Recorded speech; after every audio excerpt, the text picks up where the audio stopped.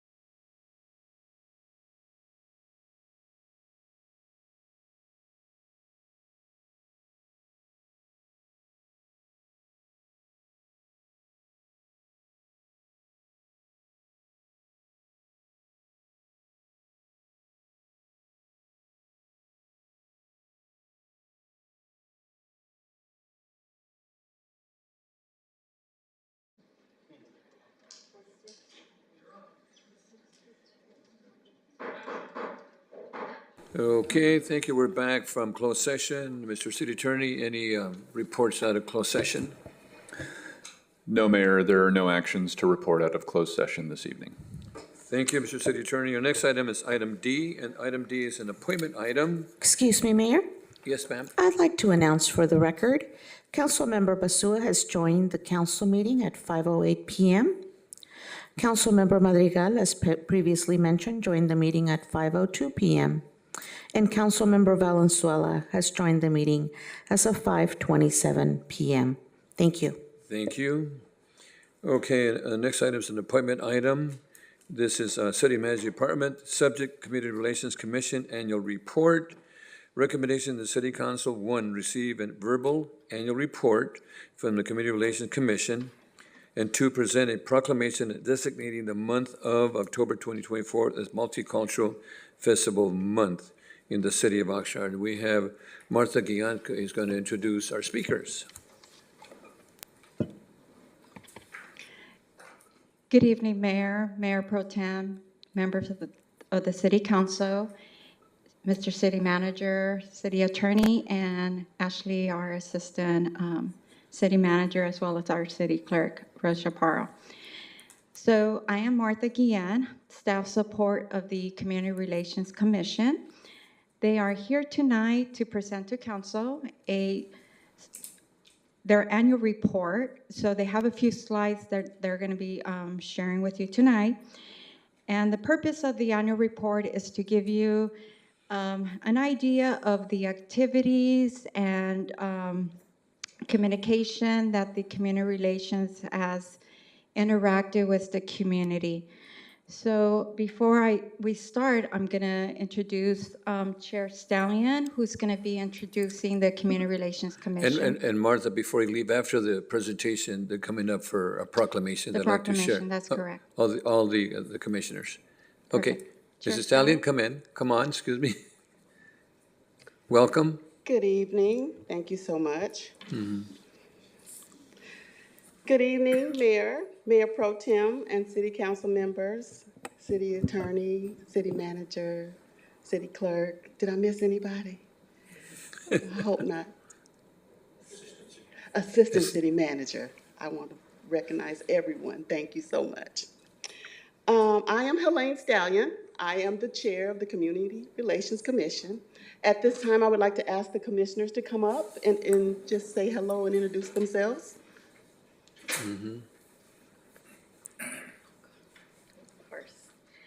Hello, Honorable Mayor and City Council. Thank you for having us. I'm a long-time Community Relations Commissioner, Tiffany Lopez.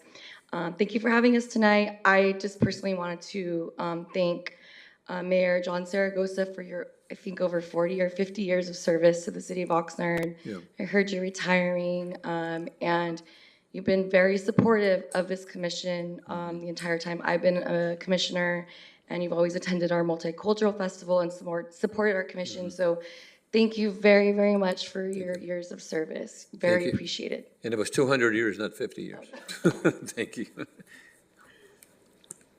Good evening, everyone. I just wanted to introduce myself. My name is Megan Salas. I'm fairly new to the commission, so I haven't had the pleasure of working directly with everyone, but I do look forward to the service that we'll do together, and just thank you, everyone, for your time. Thank you. Good evening, everyone. Good evening. Mr. Mayor, Good City evening. Council, City Manager, Assistant City Attorney, and City Attorney, and our clerk. Okay, there you go. All right, and police officers and everyone in the world. Hello. You just promoted Ashley to a city attorney. Thank you. Thank you. That was a demotion. Excuse me. I don't know. I'm a private attorney, so I need help right now. My name is Cynthia Gonzalez, and I am a commissioner on the Community Relations Commission, and I've been on the commission for a couple of years now, and it is my pleasure to help our community and to work with all of you to make sure that, you know, things are running the way they're supposed to. So thank you for having us tonight. I appreciate you. Thank you and welcome. Thank you, commissioners. And I would like to say, Commissioner Darius has arrived. Oh, welcome. Good evening, Mayor, City Council. My name is Kalila DeRouse. I'm the Vice Chair of the Community Relations Commission, and I'm proud to serve. Welcome. Mhm. And not able to be with us this evening is Commissioner Adam Lopez, and he sends his regards. Thank you. There we go. Okay. At this time, I would like to present to you our Community Relations Commission annual report. As you can see, we've already introduced ourselves. Those are the commissioners. Did I say anything about me?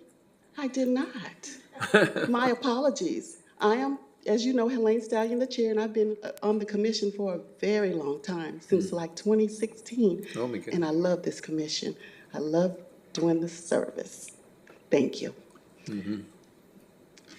About the Community Relations Commission, the powers and the duties of the CRC are included in the Oxnard City Code and define the focus area of the CRC, including analyze, define, and investigate community relation issues and needs in the city, and advise the City Council on matters involving group prejudices, racial tension, intolerance or differences in the treatment of favoritism of persons on a basis other than individual merit.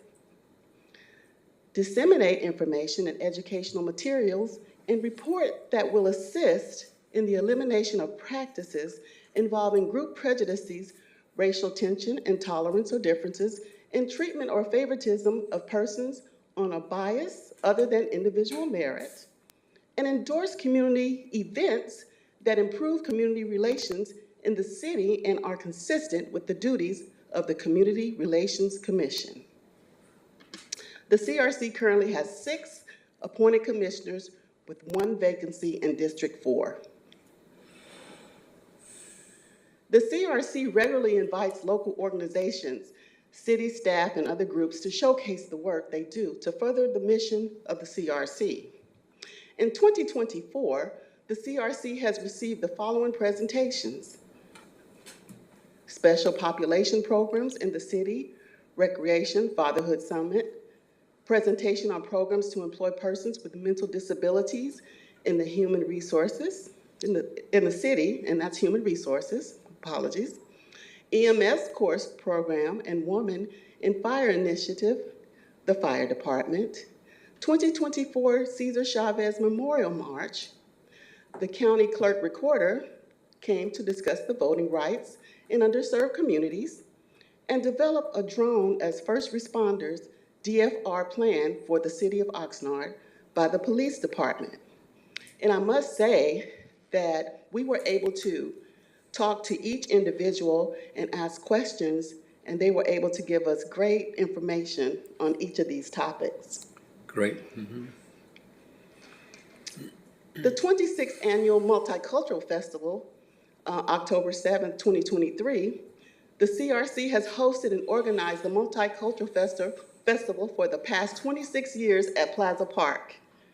The event celebrates and recognizes and acknowledges all ethnicities, cultures, and traditions around the world. It's a great opportunity to enjoy and embrace music, dance, food, arts, and more from different parts of the world. In 2023, the event was well supported by the community, and we're looking forward to this year's. The CRC invites all community members to attend the 27th annual event on Saturday, October 5th at 10 a.m. at Plaza Park. The Community Recognition Awards. This is another great opportunity that the Community Relation Commission does. We recognize deserving individuals and groups that support the mission of the CRC. In 2024, the CRC selected the following individuals for these categories: Arnold Young Quicks Torres, Community Volunteer; Marvin Boos, Senior Volunteer; and the Reboso Festival for the nonprofit organization Community Group. The 2024 award recipients will be recognized on October 5th during the Multicultural Festival opening ceremonies. To further the mission of the CRC, commissioners attend various community events throughout the year. We collaborate. This collaboration further educates the CRC members on community interests and concerns. Some of these events is Dia del Nino, the Insect Festival, Juneteenth, Martin Luther King Jr. Day, immigration forums, community fairs, the Salsa Festival, and the NAACP banquet. That concludes the presentation. Thank you. Excellent presentation. You guys have done quite a bit of work, for the community. We really commend you for that. So, Chair Stallion, if you want to bring your commissioners up here, I have a proclamation I'd like to share with you. Yes, sir. Thank you. Okay.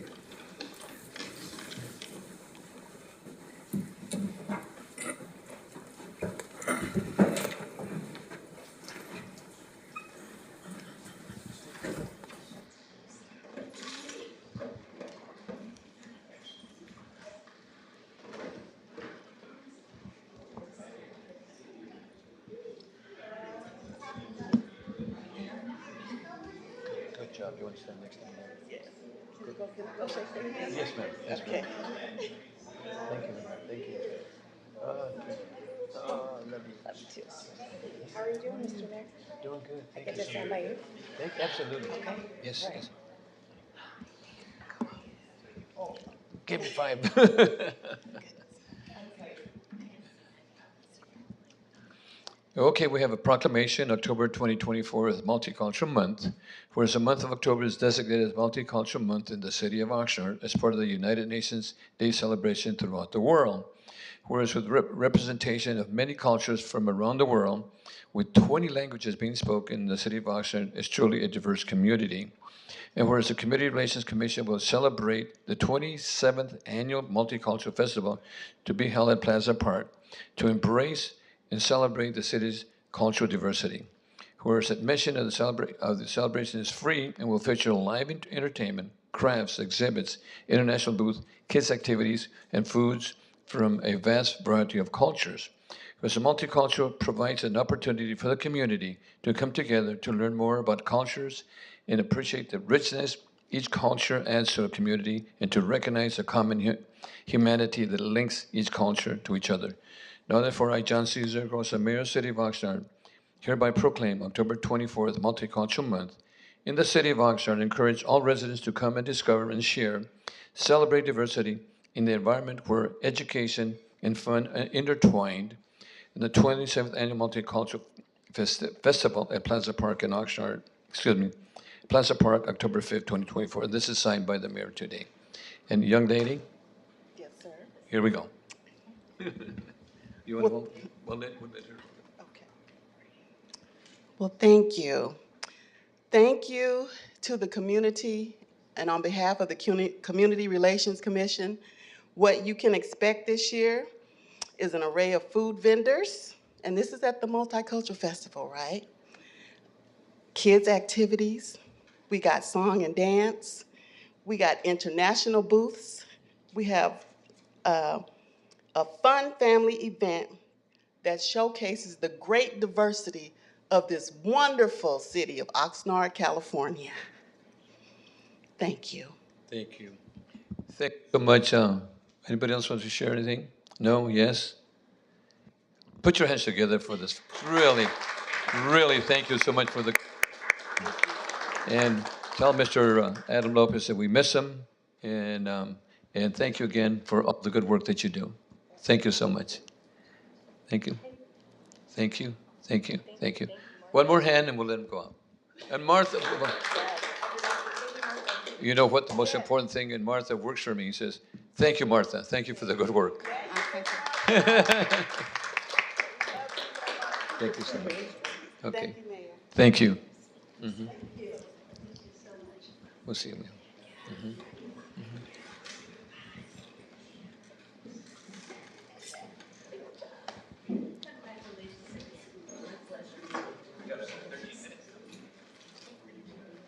Oh, wow, wait a minute. No, it's part of it's part of the ceremony. Yeah, yeah.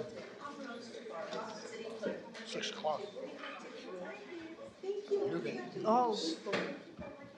Yeah. Okay, we'll be back at 6 o'clock for the opening ceremonies. Thank you.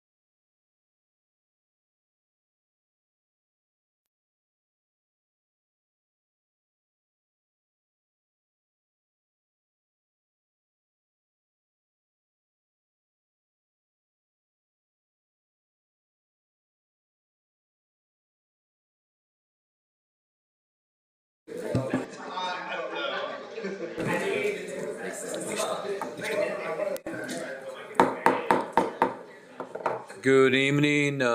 Welcome, ladies and gentlemen, to item E on the agenda. We're back from a moment of recess, and this is the ceremonial item. So we please help us in saluting our flag of the United States of America.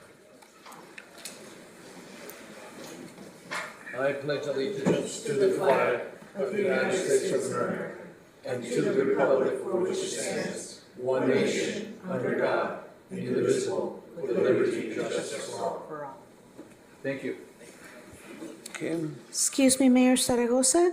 Yes, ma'am. If I may please announce that Housing Authority Commissioner Jose Andrade is present and joined the meeting at 6 p.m. Thank you. And Madam, also the Oscar Mother God's going to be out for maybe an hour or so. He'll be back. Yes, he'll be taking a break as of 5:45 p.m. Thank you. Thank you. So right now we have a ceremonial item. Next item is a presentation proclamation designating the month of October as Breast Cancer Month. And we have Denise Morehouse, our Assistant Police Chief, come up and with an escort.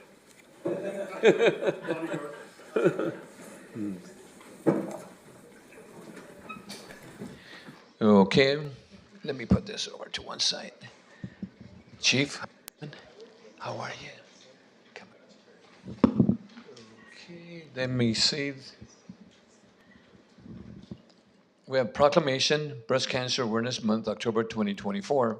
Whereas October is a National Breast Cancer Awareness Month, and we stand with the courageous women and men who are currently fighting this disease.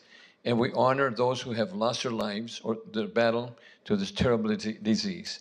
And whereas we recognize that each year alone, an estimated 281,000 Americans across the nation will be diagnosed with breast cancer, and more than 43,000 will die from this terrible disease. The American Cancer Society estimates that there will be 30,730 new breast cancer cases in California this year, an estimated 4,730 will die.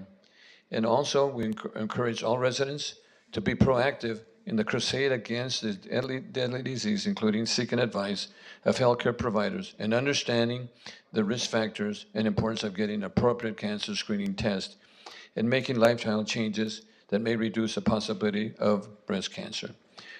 Whereas each detection followed by timely treatment upon diagnosis can significantly improve the patient's chance of survival. We find consolation in understanding that survival rates have drastically improved in recent years due to recent awareness and innovative advancements in early detection and treatment. Whereas the Oxnard Police Department worked to help raise public awareness of the importance of early detection and also to raise funds for the fight against cancer by wearing and selling collective pink police. Where is it? Yep, here we go. And fire patches. And nonprofit that's dedicated to making positive differences in our lives of those struggling with the impact of implication of breast cancer in Ventura County. Now therefore, I, John C. Zaragoza, Mayor of the City of Oxnard, proclaim the month of October 2024 as Breast Cancer Awareness Month. In the City of Oxnard, encourage all residents to think pink, think prevention, and think early detection. This is signed by the Mayor of the City of Oxnard. And I had the pleasure of going over to a Starbucks this morning to help you guys, and bought a little patch, for awareness. So, Chief, is there a couple of words? Thank you, Mayor, Mayor Pro Tem, members of council. As you mentioned, we do sell every year patches and specially designed T-shirts.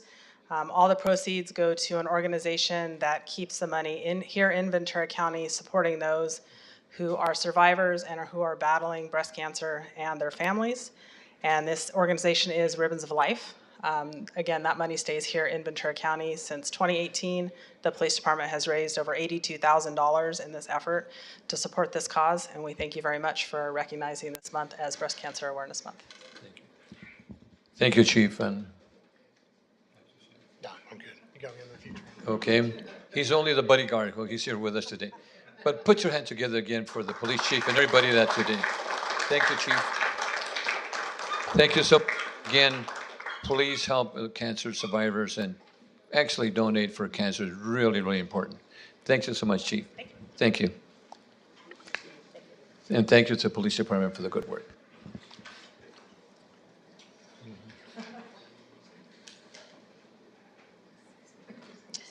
Thank you. Fire's next. Okay.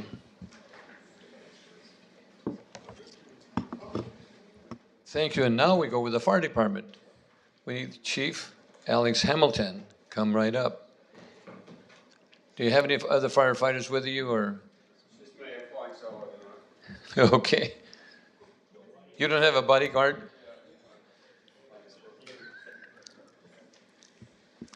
Thank you, Chief.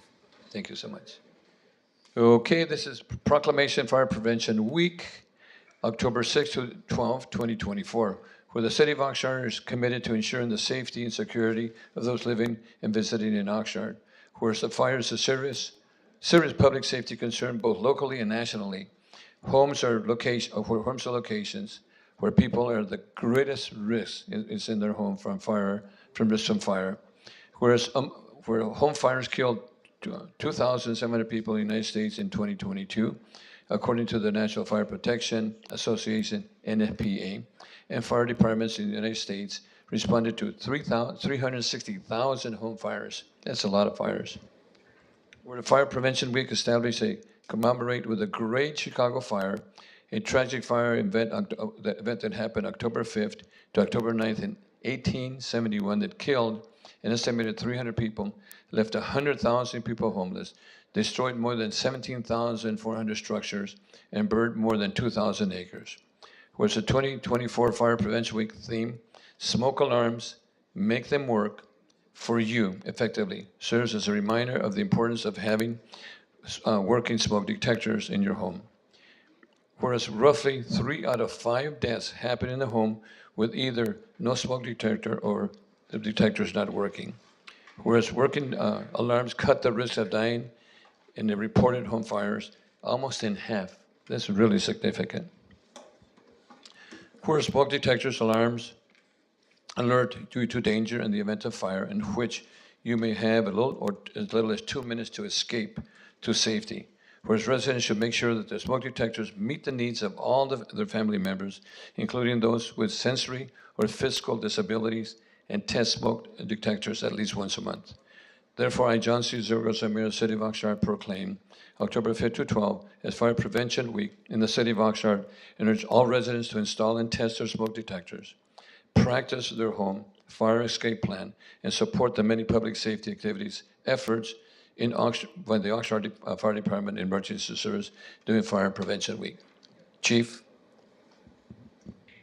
Mayor, thank you. City Council members, thank you so much for this recognition, and members of the public. In the last 12 months, fiscal year 23-24, we had nearly 570 structure fires, of which 110 of those were residential structure fires. I'm very grateful to report that we didn't lose any of our residents to a structure fire death this year, but we did still had 6 significant injuries from those fires. And so as their proclamation says, having a working smoke detector in your home reduces your risk of death by half. And so we recently received another grant to install smoke alarms in homes. So if you're not sure, or if you know you need a new smoke alarm, please reach out to the fire department, and we're looking forward to partnering again with the Red Cross on their sound alarm campaign. So more information to follow very shortly on that. We'll have our prevention folks out in force at a variety of community events through the month of October. Thank you again. Thank you. And one of the things that I didn't see here is that some of the smoke detectors now have carbon monoxide. Yes. And carbon monoxide is extremely important because it's a silent killer. You want to show a little bit more about that? Yes, so we will be, the detectors we will be installing are combination detectors. The battery actually lasts for 10 years, so it'll protect you against both smoke and carbon monoxide.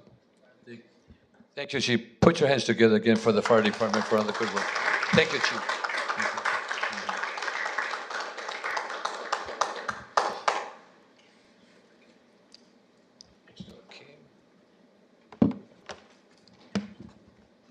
And we're calling this Proclamation Month. We have another proclamation. Domestic Violence Awareness. This let me call Sergeant Dale McPine from the Oxnard Police Department. Dale.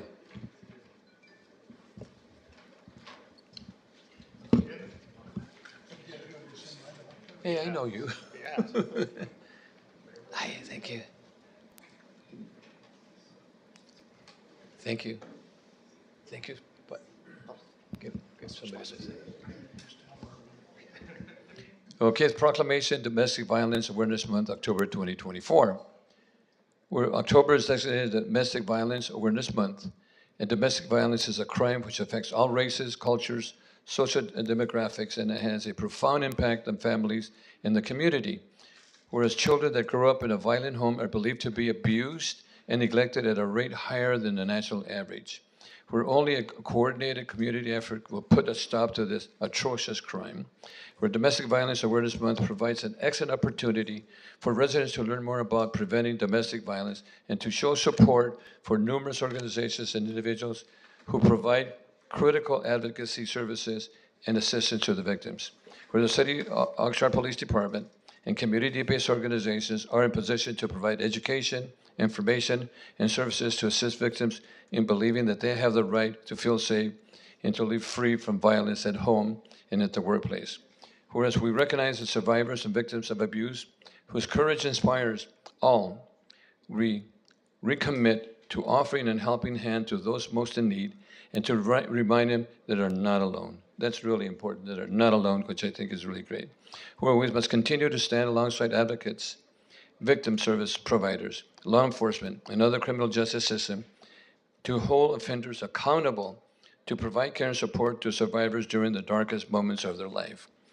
Of course, the City of Oxnard Police Department urges all residents to take a stand against domestic violence by raising awareness about the issue and the resources available for victims to seek escape to abuse.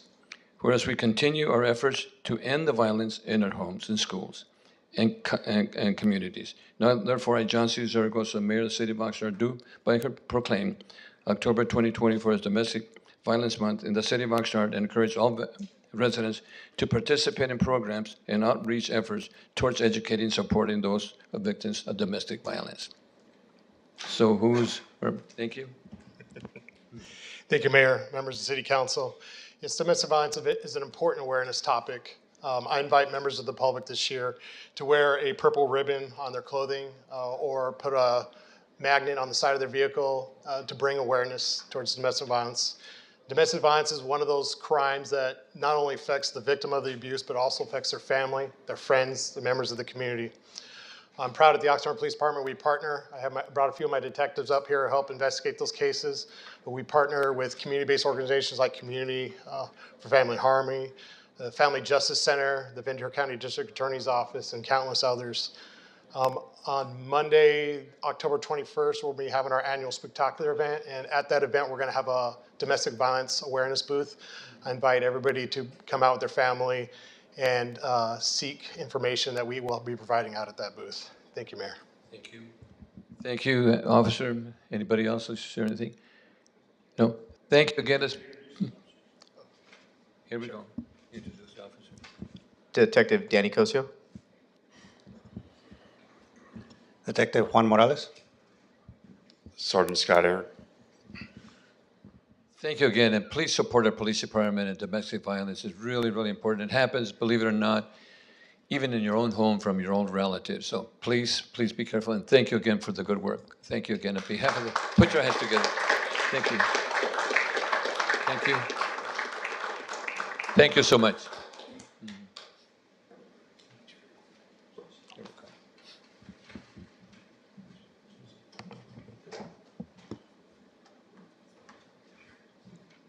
Okay, our next proclamation is Indigenous people, and we have Para. Where's young lady Para? Mary, you want to bring your people up here? Mm-hmm.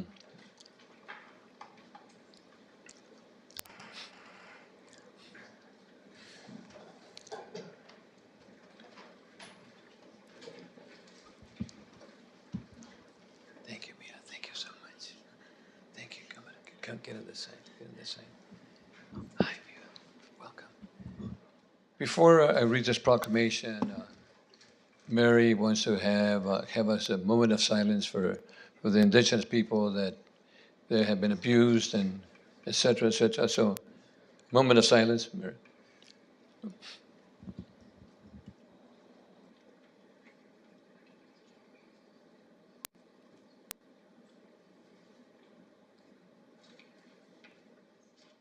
Much. Okay, this is a proclamation, Indigenous People Day, October 14, 2024, where the city of Oxnard recognizes indigenous people have lived in this land for thousands of years and values the progress of our society has accomplished through the contribution of indigenous people and culture. Where the city of Oxnard is located in traditional lands of the Chumash people who have been stewards of this land for over 13,000 years. And whereas the city of Oxnard continues to be the home of both Chumash communities and indigenous migrants community. And whereas we solemnly recognize the brutal impacts and racial injustice to the indigenous people from the colonialism, assimilation, and genocide against indigenous people over 500 years ago. The city of Oxnard recognizes the obligation to uplift and invest the future of indigenous people. Whereas the idea of Indigenous People Day was first proposed in 1977 by the delegation of Native Nations in the United States, sponsored international conferences and discrimination against indigenous populations in the Americas. Whereas the city of Oxnard wishes to celebrate and honor indigenous people in a way that better reflects the experience of indigenous people and hold in esteem their roots, history, and contributions. The city of Oxnard wishes to preserve and promote the history and culture of indigenous people. Now, therefore, I, John C. Zaragoza, Mayor of the city of Oxnard, do proclaim, October 14 as 2024 as Indigenous People Day, and encourage all to continue recognizing and appreciation and celebration of our goodwill and friendship with the local indigenous people in our community. And this is signed by the mayor today. And Mary?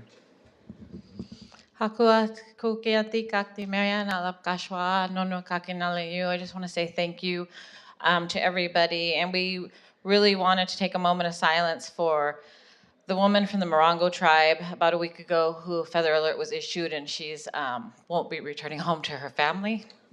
Also, there is a current feather alert for another woman, young woman. And also yesterday, Orange T-shirt Day, also better known as National Day of Truth and Reconciliation, for all the children from boarding schools and through the mission system who never made it home. We always remember them and move forward. And part of that. Testing. I think it's really important to always remember the past and what's happened so that we don't repeat it in the future. And part of that, I recently helped my parents move. I just thought this was really important, something that happened in our history. We were going through boxes and we kept finding boxes and different cards and notes and letters. And I said, who is this person? Why do we have these pictures of this man and his family? And it was actually Mayor Lopez. And my mom said, you know, before NAGPRA was a law, he really helped us. He really helped the Chumash a lot. He really helped us protect Oxnard and these areas where sacred sites were. And it really warmed my heart. It gives me the chills to know that people have been standing up and helping us before it was popular, before it was a thing.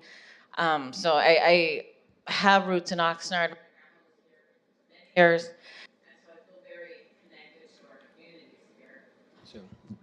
Testing.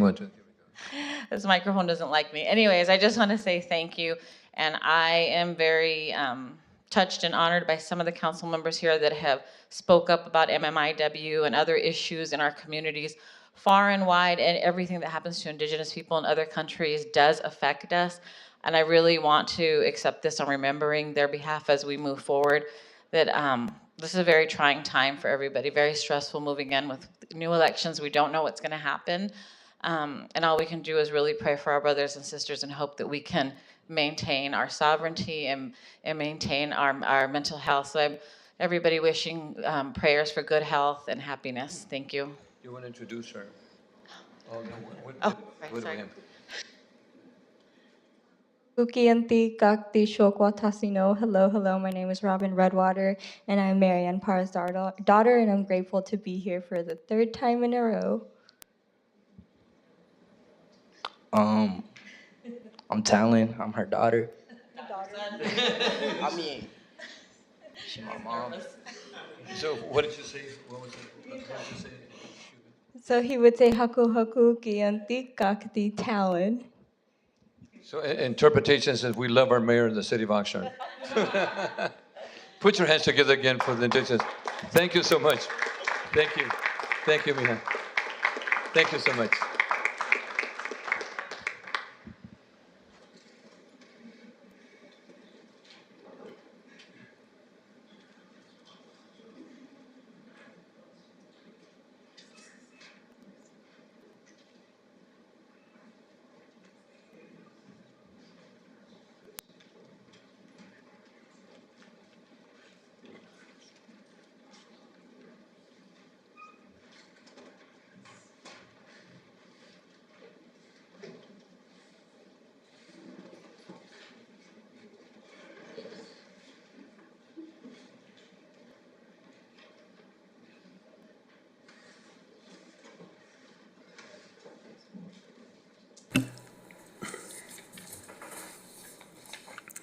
Okay, well, thank you so much. That was really great with those proclamations. And thank you for all the folks that came over today. And Mary, thank you so much for your words today, too. Our next item is item G. This is items that are on the agenda, and I have a couple of speakers that like to speak on this item. And we have 3 minutes. We have our first person that we signed up is Ronald Rajo. He's our chair of the commission. Ronald, you have 3 minutes. Good evening, Mayor, City Council members, and the public. My name is Ronald Arwejo, and I'm chair of the East Village neighborhood. I'm here on behalf of INCO's Oxnard 2024 Elections Candidate Forum to further publicize the remaining candidates forums to be held on October 2, tomorrow, and next Wednesday on October 9. The next forum, tomorrow on October 2, will be for Oxnard City Council Districts 3 and 4, and the following Wednesday on October 9 for District 6 and Mayor. We had 3 great forums yesterday evening for City Clerk, United Water Conservation District, and Treasurer, and we look forward to more questions submitted by the public prior to the forums. We invite all to view the forums live in person via Zoom or after at your leisure on YouTube. Thank you all. Thank you, Mr. Chair. Our next speaker is David Goodman. David, you have 3 minutes. Thank you. Good evening. My name is David Goodman. I am a resident of Oxnard. I've lived here for over 60 years. I'm also a retired police officer. And that was going back 40 plus years serving in Ventura and in Port Hueneme and in the county. The other day, I was driving down Ventura Road and I saw something that was really troubling to me. So I'm here to lodge a very, very respectful and friendly complaint, and I'm going to follow it up with a solution. I think it's important to complain, but also have solutions. I was driving down the road, and I saw this guy here with not 1, not 2, not 3, but 7 shopping carts full of garbage. Well, one man's trash is another man's treasure. And he was parked there for the majority of the day. And it really troubled me. I'm in a position in life now. My kids are gone. I have nothing holding me back. I can live anywhere in the world that I want to live, and I choose Oxnard. This can't stand. Oh, we don't want to be like Los Angeles. So I thought about this. I went back into the cobwebs in the back of my head and back to my young police officer days. And I thought, we dealt with this in Port Hueneme. They had us deal with this rather aggressively. And I went back and I found the sections of codes that we dealt with.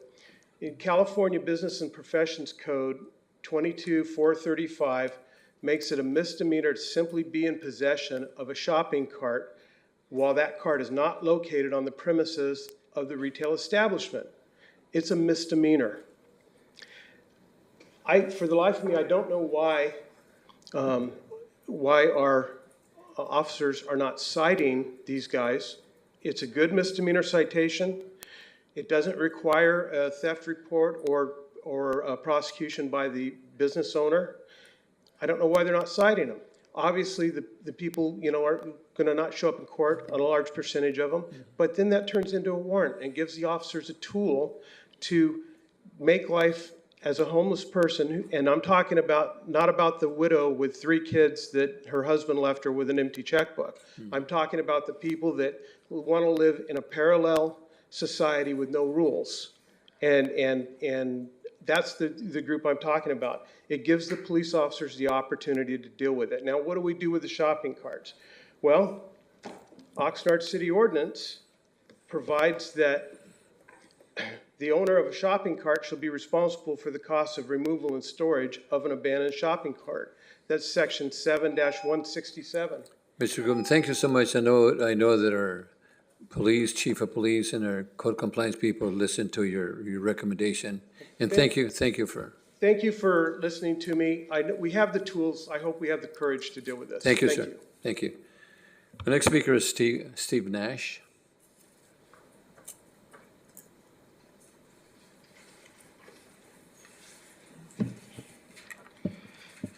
Good evening, Mayor, council members, Mayor Pro Tem, City Manager, and staff. I'm Steve Nash, and I am running for the Division 4 seat on United Water Conservation District. And I want to tell you the neighborhoods that are within the boundaries of my division. That would be River Park, El Rio West, Wagon Wheel, South Bank, Windsor North, Sierra Linda, Orchard Park, Rio Lindo, East Village, West Village, Carriage Square, Fremont North, Fremont South, Wilson, La Colonia, Rose Park, and 5 Points Northeast. So last night we had a candidate forum. INCO put it on, and I want to thank their executive committee and Juan Arejo and Mr. Tim Ellison for moderating our section. I had a blast. I wish we could do that every night. Unfortunately, that is literally our last forum. The League of Women Voters doesn't want anything to do with us for some reason. But to the neighborhoods I mentioned, if you want me to show up, I'm more than happy. I'll probably show up uninvited anyway. Lots of things to talk about. So the things I want to talk about tonight is a board that is out of control. They have, if you saw the paper in the last few days, they gave their general manager a pay and benefit package worth $585,000. Now I've called that insane. I think it's insane. This is an agency that has about 6% of the staff of the city of Oxnard and about 7% of its budget. So it doesn't make any sense at all. I think that we have to find a way to get the city and United on the same page. We need to get a cost of service provided to us that shows we're paying a reasonable rate and that we're not subsidizing agriculture. Now, I love agriculture. That's what makes Ventura County great. But if the residents of Oxnard want to subsidize agriculture, then let's put it to a vote. There's also some things such as the EB project at Naval Base Ventura County, a $500 million project with very limited benefits to the city of Oxnard. There's other things, so visit my website, www.nashforwater.com, and I respectfully ask for your vote this November. Thank you. Thank you. Madam Clerk, any other speakers on this item? Items on the agenda. Mayor Zaragoza, there's no additional speakers, virtually or in person, for this item. Okay, thank you. And then our next item is item H. This is a report of the city manager, Mr. Alex Nguyen. Thank you, Mr. Mayor. Just have a few quick announcements so we can get on with the meeting as Diego puts up the, here we go, the slides. Okay. So up first is a pretty amazing event that actually started today.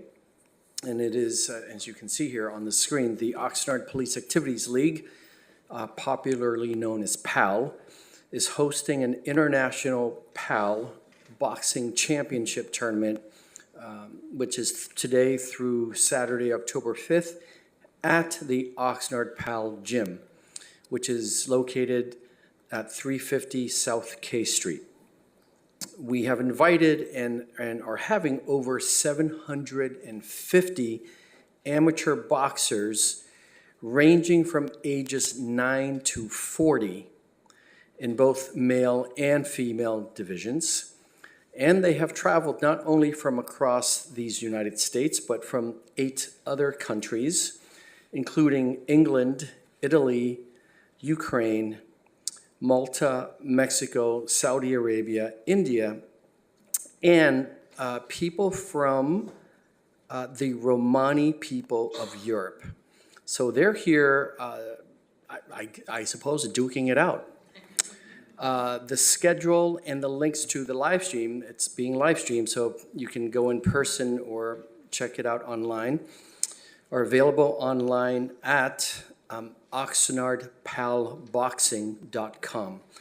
Now we are charging, so tickets are available for for purchase at the door. It's $10 for adults, $5 for children ages 16 and 17, and kids under 5 are get admission for free. The boxing tournament is presented by, again, the City of Oxnard, the Oxnard Police Activities League, the National Association of Police Athletics / Activities Leagues, and the United States Amateur Boxing Organization.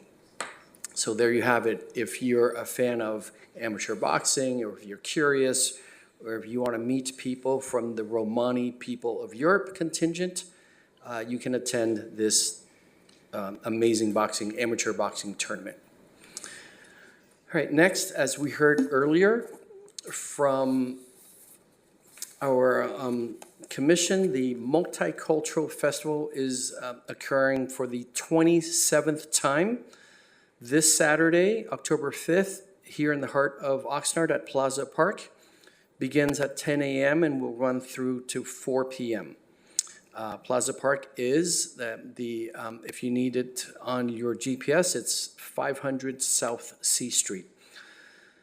And as they mentioned earlier, there will be live music, performances, food, educational booths, arts and crafts at the festival. And now I have to go and find out if there's going to be a booth from the Romani people of Europe, because I'm now interested and curious. So, and this event, of course, is free to the public, all ages.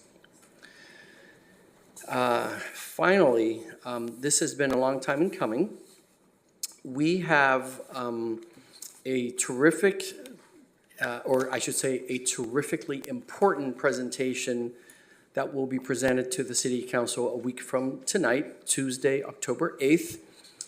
So we hope that members of the public will join us, whether live in person here at the council chambers or via TV or online. We will have the director of the Chicano Studies Research Center at UCLA, Professor Veronica Tariquez, will present the findings of a year-long survey, citywide survey of Oxnard's youth, looking at the challenges and barriers that they face as young adults, looking at the economic and health disparities among Oxnard's young adults, as well as their career preparation and educational gaps facing our students today. So that will be a special City Council meeting a week from tonight, Tuesday, October 8th, and scheduled from 6 p.m. to 8 p.m.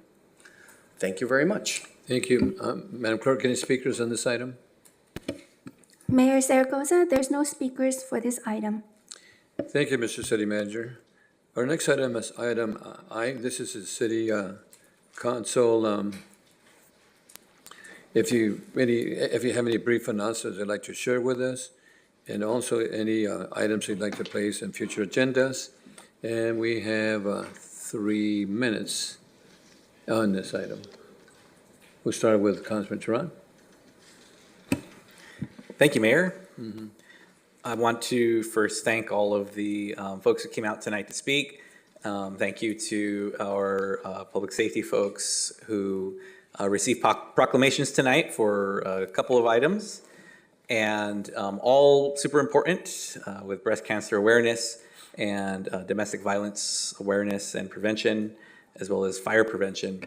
And for Indigenous Peoples Day, thank you to Ms. Para and her family for coming out and accepting that again. And thank you for the request for a moment of silence. I think it's important to remember that there are Indigenous people who to this day are still marginalized and still victimized in a number of ways. And that should go beyond just a single day of the year. It needs to be remembered every single day in the calendar year. And then just real quickly for the fire chief, thank you for the information there. I was going to ask, but you mentioned it again about the smoke detectors and how that cuts in half the risk of death when someone is in a structure fire or in a residential fire. And it was mentioned about carbon monoxide as well. And I believe that's a colorless, odorless gas that can be in a room and a person wouldn't know until they lost consciousness. They might start feeling the effects, but by then it might be too late. And so carbon monoxide alarms, absolutely important. I went to the Sierra Linda Neighborhood Council meeting, which was a co-meeting with Orchard Park, and I see the Orchard Park chair is here as well, and our INCO chair, Ms. Velzy. And I am ever impressed by the turnout for those meetings. They were in the cafeteria of Sierra Linda School. It was a packed house. And so I just want to thank all of the residents who come out and the chairs who dedicate their time to provide those avenues and those venues for their residents. And the last thing I have is it is an election year, and this is, I think probably Mr. Arwejo and I are probably two of the most excited people around election time because we get to dig into data and share that with the public. And so I just want to remind folks as voters that, and even if you are not eligible to vote now, know who is on the ballot and who is running to represent your community. On Thursday night at 6 p.m. in person, the League of Women Voters will be holding their in-person candidates forum at Pacifica High School on Gonzalez Road. Again, that's 6 p.m. on Thursday. And at 6 p.m., there will be the candidates for Districts 3, 4, and 6. And then at 8 p.m. projected is going to be the mayoral candidates. And so if you're hearing this now, please, please, please be involved. Do your due diligence as a voter or someone who can inform a voter on who you'd like to represent your community. All right, and those are my comments. Thank you, Mayor. Thank you. Commissioner Andrade, you have any? No? Councilwoman Basua? Mayor Pro Tem? Thank you, Mr. Mayor. I was honored to attend the opening ceremonies for the PAL boxing competition today and watched some really excellent sparring contests go on. Nice turnout. I think it's going to be a wonderful event for the rest of the week, so I would encourage anyone, if you have the opportunity to go, take a look and see what it's like. Got to talk to several people from England, the other side of the pond, as they call it, and really, I think it's going to be a phenomenal event. Talking with staff, this is one of the biggest boxing events for PAL in the whole United States, so this is going to be pretty good. Tomorrow would ordinarily be my Gold Coast Transit District Day, but we're going to be dark for the meeting, and then Friday is Ventura County Transportation Commission. So I look forward to representing the needs of the people of the community of Oxnard. Thank you, Mr. Mayor. Thank you. Councilman Perillo. Thank you, Mayor. Last evening, I watched the very well done Inter-Neighborhood Council Organization candidate forum for City Clerk, United Water Conservation Districts, 3 different districts, and the City Treasurer. I'm speaking for myself as one council member. I'm not speaking for any other council member. The chair of the United Water Conservation Board, the chair, made a statement of false facts. Mr. Sheldon Berger said in his closing statement, the City of Oxnard City Council would not meet with United Water Conservation District board members or general manager. That's a false statement. And there's a lot of ways to say a false statement, but we'll be polite and say a false statement. I personally have met with Mr. Mulhart, a board member, Mr. Hassan, a board member, past board members, Dandy, past board member, Nauman.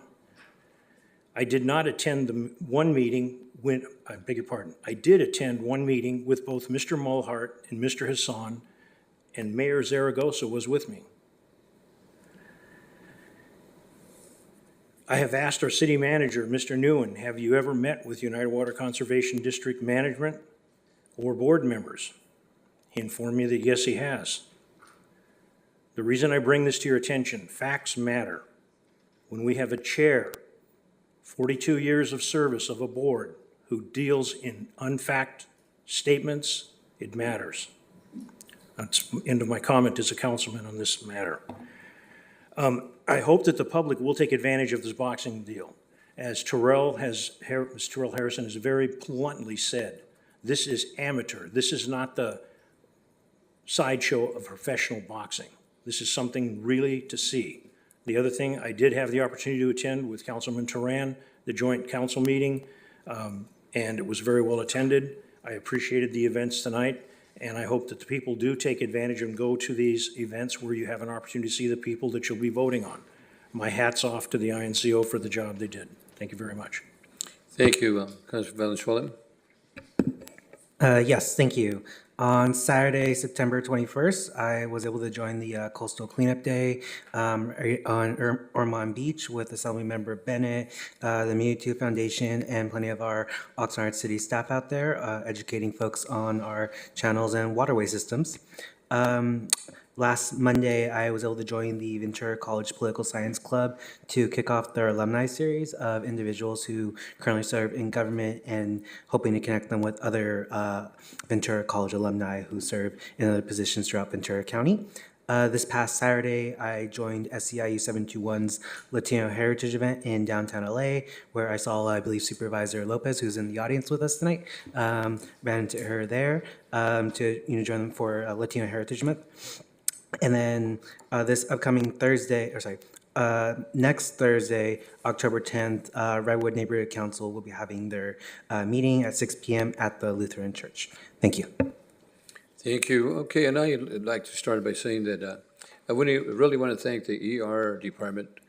I used to call it the Refuge Department for the warm welcome last Thursday that they invited me over to the transfer station. And I just want to thank all the ER staff and the managers for putting, we had a little sweet bread and maybe coffee that they gave me. But I just want to thank Michael, our public works director, and Brian, assistant, and also Eric, the manager there at the MRF. As you know, many of you know that I've worked for the Refuse Department for over 200 years. You believe it, Alex? For many, many years. But it really, really is great to see that they continue to run that well service, providing services to the city of Oxnard for safety and healthy issues. Also, last Saturday, I attended the Banana Festival in Port Hueneme. I want to thank the Port of Hueneme for the very successful event. It was attended by hundreds of people. In my understanding, it was thousands of people that attended. The Port of Hueneme has a great place to work. In my understanding, that 80% of their staff are Oxnard residents. They pay very well, and I know that our council member Valenzuela is a member of the port out there where they provide a lot of good services for the community and so forth. And also, I had a great honor the other day to attend the Oxnard Police Department 2024 Employee Recognition Ceremony. And I would thank the chief for all the employees that were promoted, and also the oath of office that was given to a lot of the officers that were there today. And normally, every other Monday, I welcome a lot of the new employees in the city of Oxnard, that HR room, and that one individual chief from the city of LA was there. And he says he really loves the city of Oxnard, so I want to thank you for that. Chief Benitez and Assistant Chief Morehouse for inviting us, to there. I know that Councilor Perello and Mayor Pro Tem McDonald and and Tehran were there to welcome those individuals. I also want to thank, was mentioned by our city manager and our council members, Terrell Harrison, the Director of Cultural and Community Service, for putting the 46th annual PAL boxing program, the program that was expanded from the national level to the international level. And I know that the city manager mentioned the countries, but I'd like to mention that again. Of course, boxers from the United States, England, Malta, Mexico, Italy, Saudi Arabia, India, Ukraine, and the remaining people of Europe. Thank you to Terrell for the excellent work that he does for the community. And it was mentioned to you that those kids have really provided a good a boxing lesson to all of us. And also want to thank Ashley and Katie for being there today too, from the city manager's office. Well attended, and I know that the city of Oxnard has produced many boxers, world champion boxers, and so forth. But Terrell and your staff, thank you so much for an excellent job. Okay. So I don't think we have any speakers on this item. All right.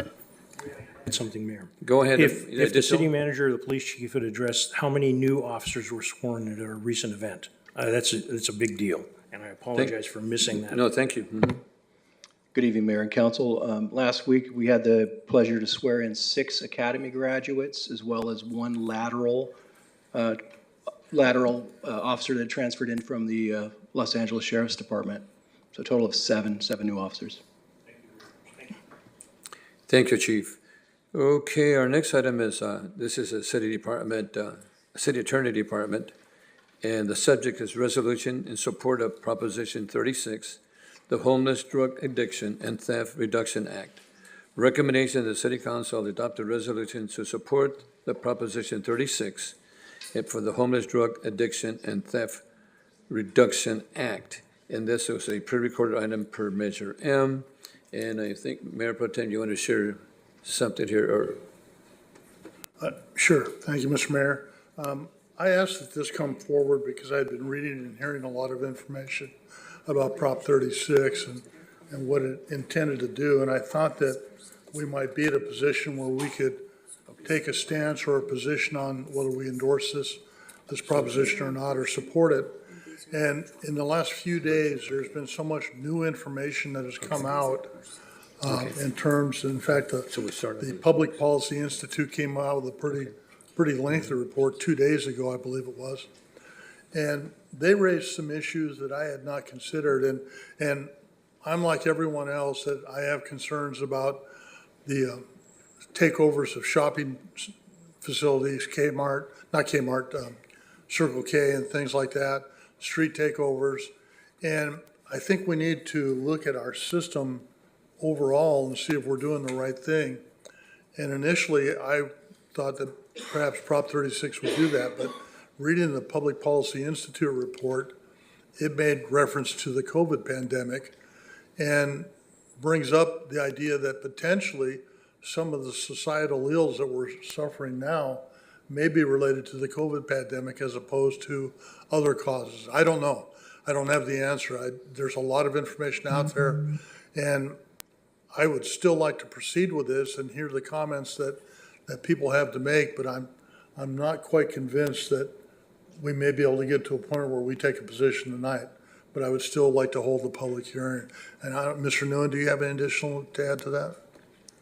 Not at this time.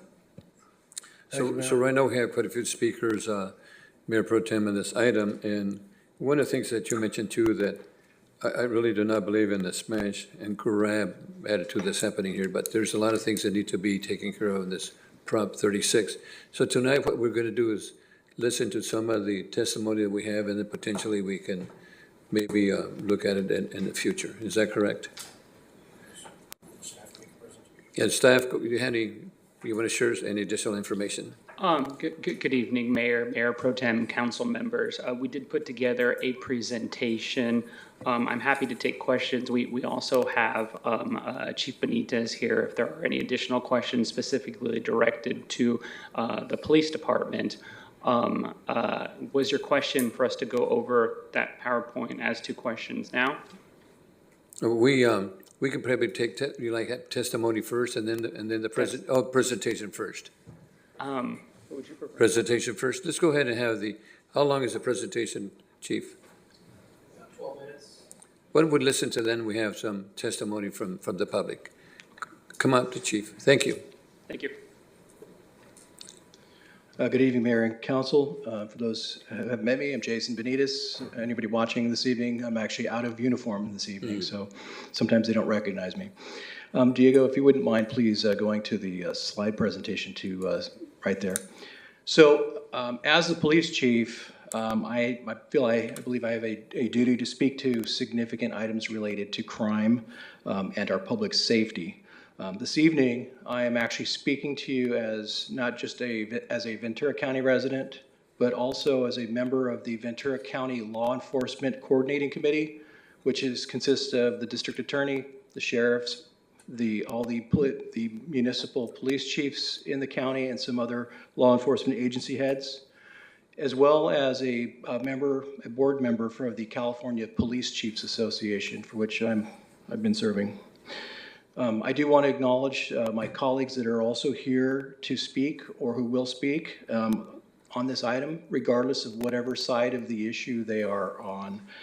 Though some positions on this are going to be philosophically opposed, I have great respect for my colleagues that are here this evening. Included behind me is also, I saw our public defender, Claudia Batista, had come in as well. So the staff report listed 5 basic premises of what Prop 36 is intended to do. I'm going to, for the sake of time, I'm going to skip past those 5 items and go directly to slide 8. Diego, if you wouldn't mind. And so we can circle back to any of the questions about Prop 36, should we have them. So I wanted to talk a little bit about this ballot initiative and present as much neutral information as I can on this as far as where it's coming from, where it's going. The first actually talks about the organizations that are behind Proposition 36, and amongst them are the League of Cities. We have the California District Attorneys Association, who's the member of that is the author of this bill. California Police Chiefs Association, as well as the Ventura County Law Enforcement Coordinating Committee that I just mentioned. So these are some of the agencies that are behind them. Support those governing bodies and elected officials that are supporting this measure are actually listed up here as well. The Ventura County Board of Supervisors actually approved this resolution in support of this measure last Tuesday. As it stands today, about 150 elected officials across the state have actually expressed support for this bill, including the mayors from San Diego, from San Jose, from Fresno, Santa Monica, and San Francisco. In fairness to those that are opposing the bill, is that these are some of the organizations that have taken up to oppose it, including our governor, the California Democratic Party, the ACLU of Northern California, and the other groups that you see here as well. The California Attorneys for Criminal Justice, which consists of largely defense attorneys.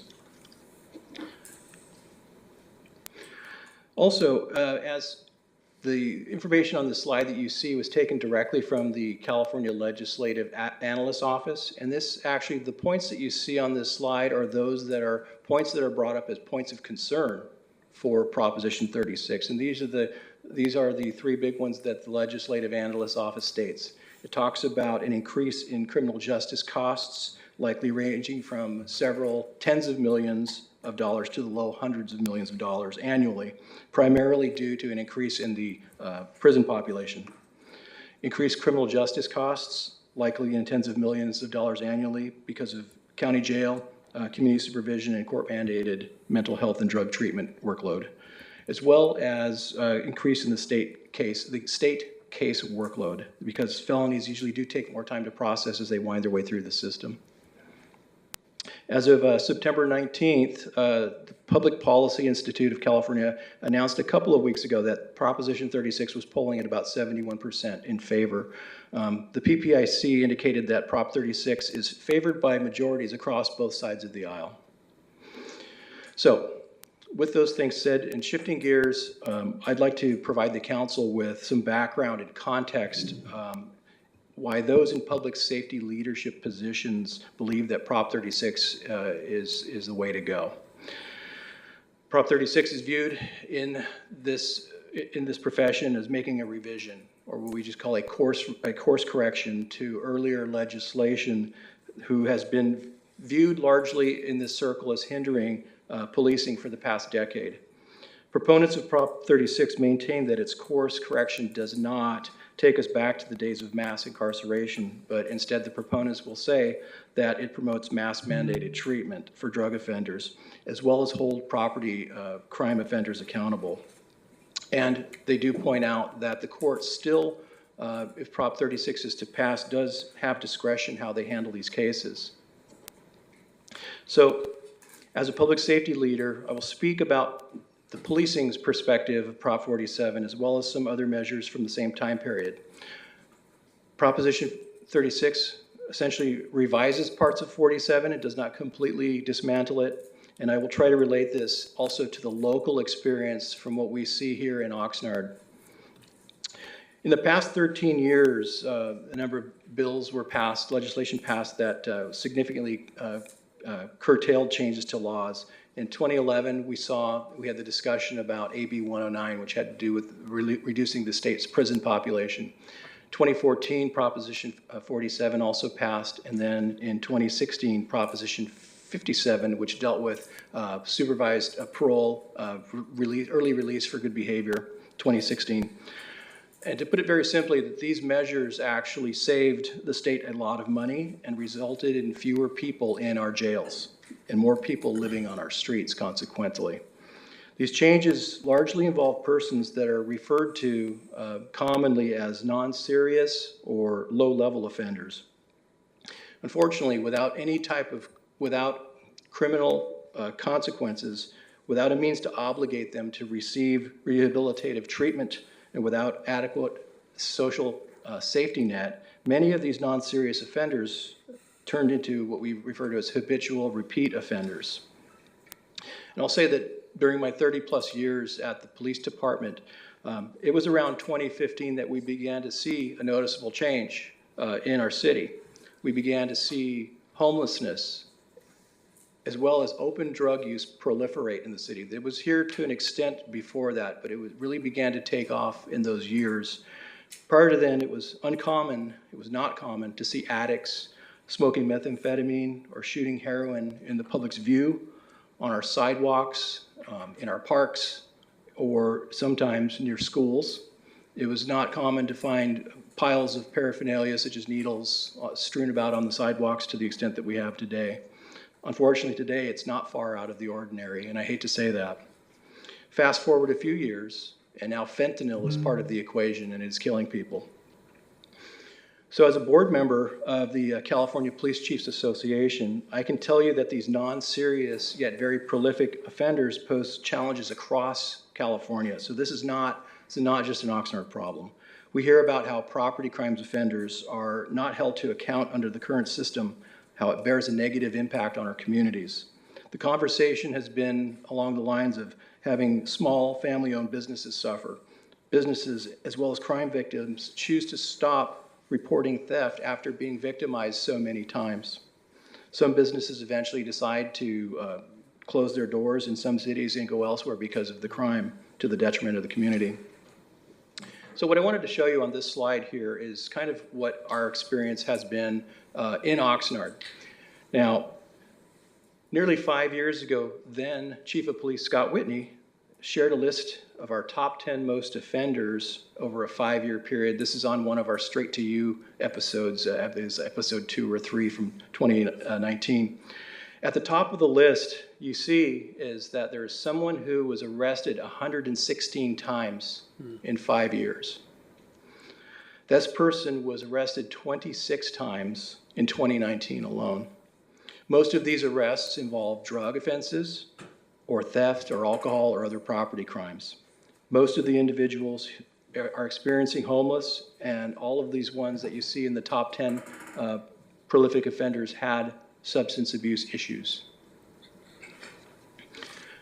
Going to the next slide, I decided to take a look at the next 5 years.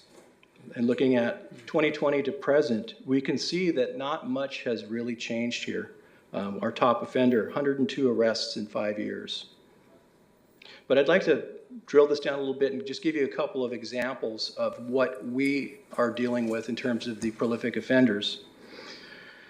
The first one here, I'd like to say that with Prop 36 and its treatment mandated felony provision, had these existed, their outcomes may have been a little bit different.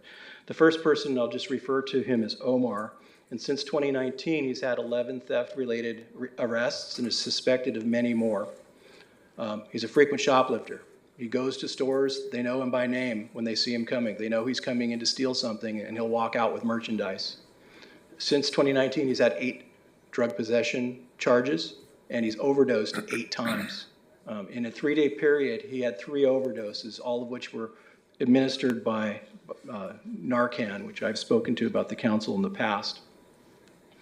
Then there's Gilbert, 10 drug possession-related arrests since 2019, 3 overdoses, 2 were reversed with Narcan, and on January 15th of this year, it was a fatal overdose. It's also very important to point out overdose responses by public safety and overdose deaths have steadily increased since the year 2014 when Prop 47 first passed. I've spoken about this in a number of venues. I've spoken to the council each year and given an update about the situation that we're facing with overdoses and its dramatic increase, along with the dramatic increase of Narcan applications by police personnel. In 2014, 30 people died of overdoses in our city. Last year, that number went up to 77. This is 3.3 times more than the combined number of homicide victims and traffic fatalities in our city. Countywide, last year, 234 people died due to accidental overdoses. 206 of them died from opioids, and 178 of those were specifically from fentanyl. It only causes us in the public safety realm to wonder if people like Gilbert would be alive had there been some type of incentive or some type of intervention that could be applied, something that would obligate them to receive treatment. And unfortunately, there are many more people out there like these two. And I have to pause and recognize that these individuals are all somebody's father, they're somebody's child, they're somebody's parent, they're somebody's sibling, somebody's relative. Many of these are people of color. Many of these people are unhoused. These are members of our community, and they continue to die. As a result of officers having to repeatedly respond to these arrests, to respond to arrest, and just to process these prolific offenders for booking, this is a huge, huge drain on public safety resources.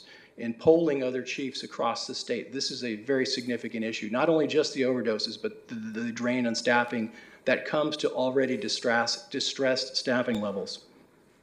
As we know, as I mentioned last year, at my September 5th update, when we go to an overdose, there are a minimum of 2 officers, a supervisor, fire crew, and an EMS crew are all responding to these every time. And picture this several times. The numbers are staggering. They're growing tremendously. Last year, Oxnard Police Department responded to 618 overdoses. And when you look at the resources that are going into this, we are spinning our wheels. So, some takeaways, and I'll try to wrap this up.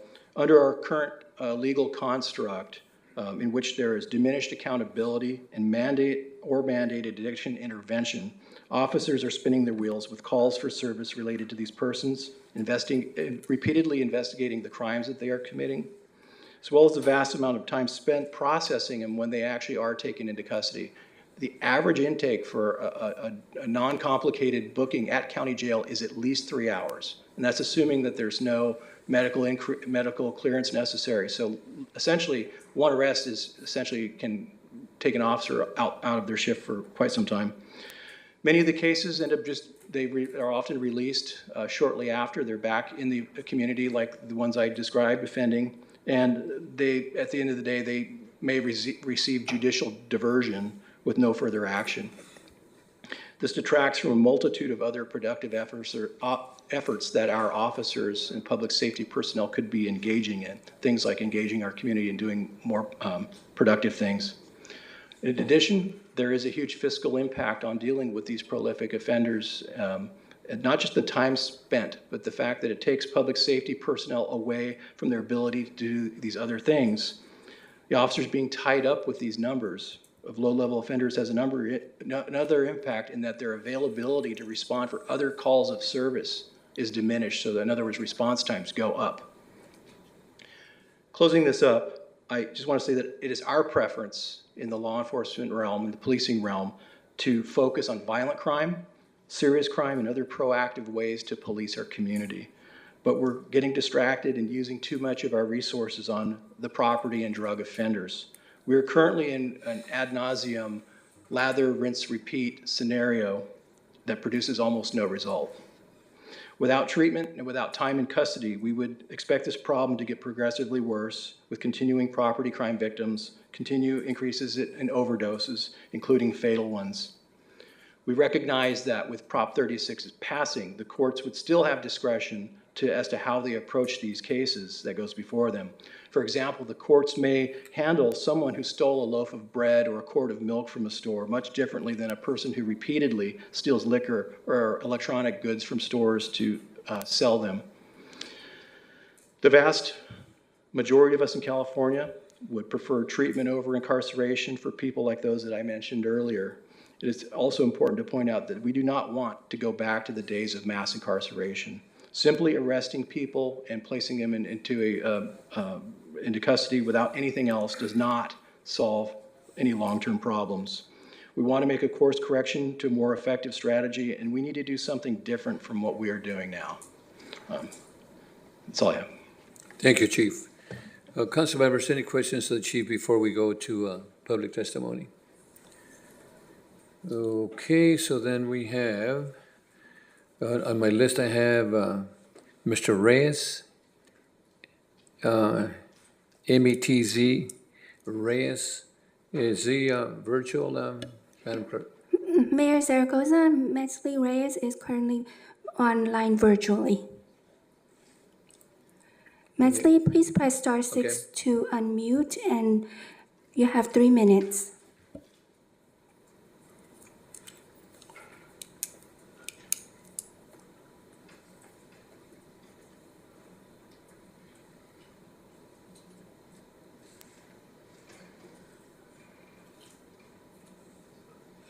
Hello, can you hear me? Yes. Okay, perfect. Hello, good evening, Board of Members. My name is Metzley. I am the Health Equity Policy Associate for Future Leaders of America and a community member. And I am here today to express my opposition to passing Prop 36, and I urge the board to reconsider moving forward with this measure. While supporters of Prop 36 claim that it will make California safer, it actually risks making it less safe, as programs funded by Prop 47 have reduced recidivism without increasing violent crime. So Prop 36 would strip approximately $100 million of annual funding for drug treatment, housing, and school-based programs, which are the very things that are proven to prevent crime in the first place, as well as services for survivors of crime. And because more Californians would languish in jail and prisons on low-level offenses, Prop 36 would also cost taxpayers an additional $5 billion a year on top of the already $27 billion spent annually for jails, prisons, courts across the state. So I asked the board to vote against Prop 36.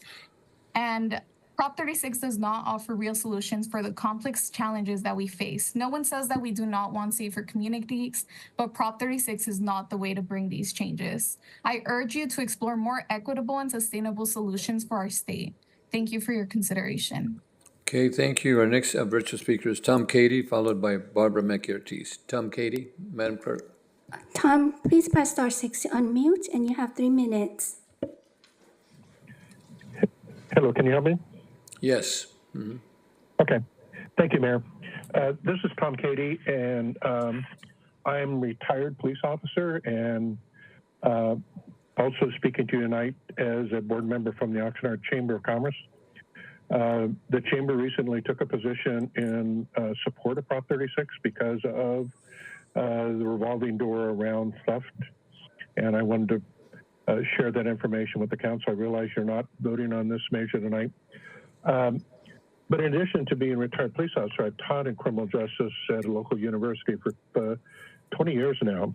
And having seen kind of the back and forth that's occurred with in our state regarding how we handle offenders, I think I heard Claudia was there, and she was certainly can reflect on when Prop 109 passed, and we talked about low-level drug offenders. Only the low-level drug offender was their current violation and didn't really look at their past record, which could be as long as your arm. I remember when when 109 passed, it did not include drug treatment or drug testing, and the treatment professionals said basically if there was no consequence held over the heads of folks who were referred to the program for treatment services, they would just marginally participate and drop out. And so eventually they had to go back to the legislature and put in requirements for drug testing and for some kind of consequence. And ultimately we ended up at drug court. Prop 47 cut out drug court.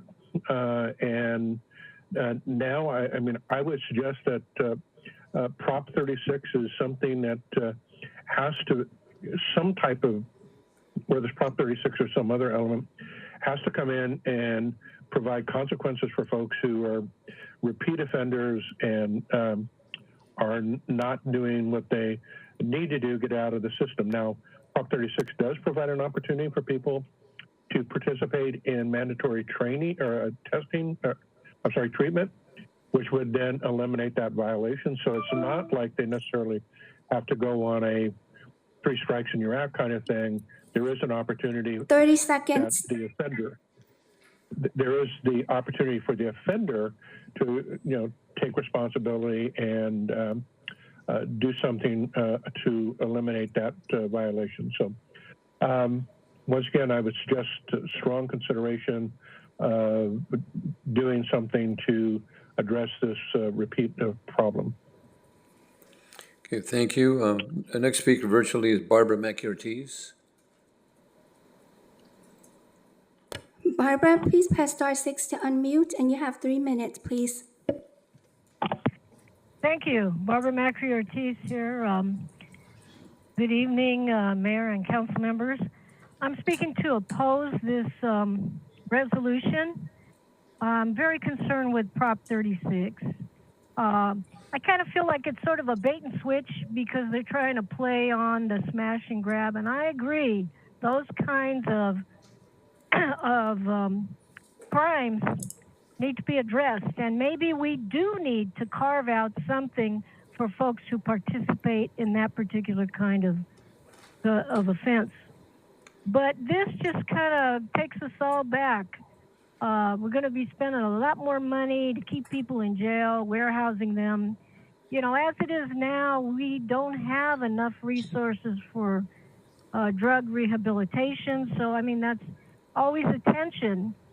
One thing to say, we want everybody to go through it. It's another thing to provide the resources so that they can. I don't think we've done as good a job at that as we can. And, you can't, there's a big problem with homelessness. There are so many reasons for that that aren't related to crime. Although if you're homeless, you might end up doing some crimes that you wouldn't normally do. I'm very concerned with them changing the definition of what is a felony in terms of dropping the amount that is required in terms of monetary amount. I don't think that's healthy, particularly, everything's so darn expensive now. you could sell a candy bar, and depending on your circumstances, you could be charged with a felony for that. You know, there are problems. We need to address the problems, but I kind of feel like they ran with the smash and grab to get everybody saying, yeah, this is great, and then they just stuck everything else in it that is going to set us back years and years. They should not change the definition of a felony. I think there is a real tension in terms of trying to find a way to obligate people to receive treatment. I don't know if that works with human nature, because if you're not committed to do it, I don't care. You can put somebody in a program, but if they're not committed, they're not going to come out the other side. 30 seconds. And I just want to comment on those graphs or the statistics that Chief Benitez put in. Overall crime has really been dropping. And to say, okay, we have 9 people that are driving us crazy, I get it, but you don't make a law because of that. And the money you're going to save here, we're just going to spend it on prisons, which doesn't make sense. I have a ton of... Thank you, Barbara. Thank you. Okay, our next speaker, any virtual speakers other than people here in the audience? Mayor Zaragoza, there's no additional virtual speakers. Okay, so we have Ivan Vega, and it can be followed by Jacob Dundiff. Ivan? Good evening, board members. My name is Ivan Vega. I am the Interim Advocacy and Organizing Director with Future Leaders of America, and I'm also a community member of the city of Oxnard. I'm here today to express my opposition to the Oxnard City Council to adopt resolution in support of Proposition 36, and I urge the board to reconsider moving forward with this measure. Prop 36 would rescind Prop 47 that was passed in 2014, and since then has a proven track record of allowing resources to programs that have reduced recidivism and reduced nonviolent crimes. Prop 36 would strip approximately $100 million annually in funding for drug treatment, housing, and school-based programs, the very things that have been proven to prevent crimes in the first place, as well as services for survivors of crimes. Prop 47 has moved us forward past the mass incarceration era of BIPOC communities from the war on drugs, and since 2014, thanks to Prop 47, California's prison population has dropped 28%, with reduced racial disparities. Although supporters describe Prop 36 as the Homelessness, Drug Addiction, and Theft Reduction Act, none of its provisions directly address homelessness, and instead seeks to address substance use and petty theft through longer sentences and enhanced punishment that evidence shows will only worsen the problems. I ask the board to vote against Prop 36, as it does not offer real solution to the complex issues that we face. I urge you to explore more equitable and sustainable solutions for our communities. The solutions to nonviolent crimes, homelessness, and drug addiction is not prisons. Thank you. Okay, Jacob Junda, followed by Vanessa Turan. Jacob?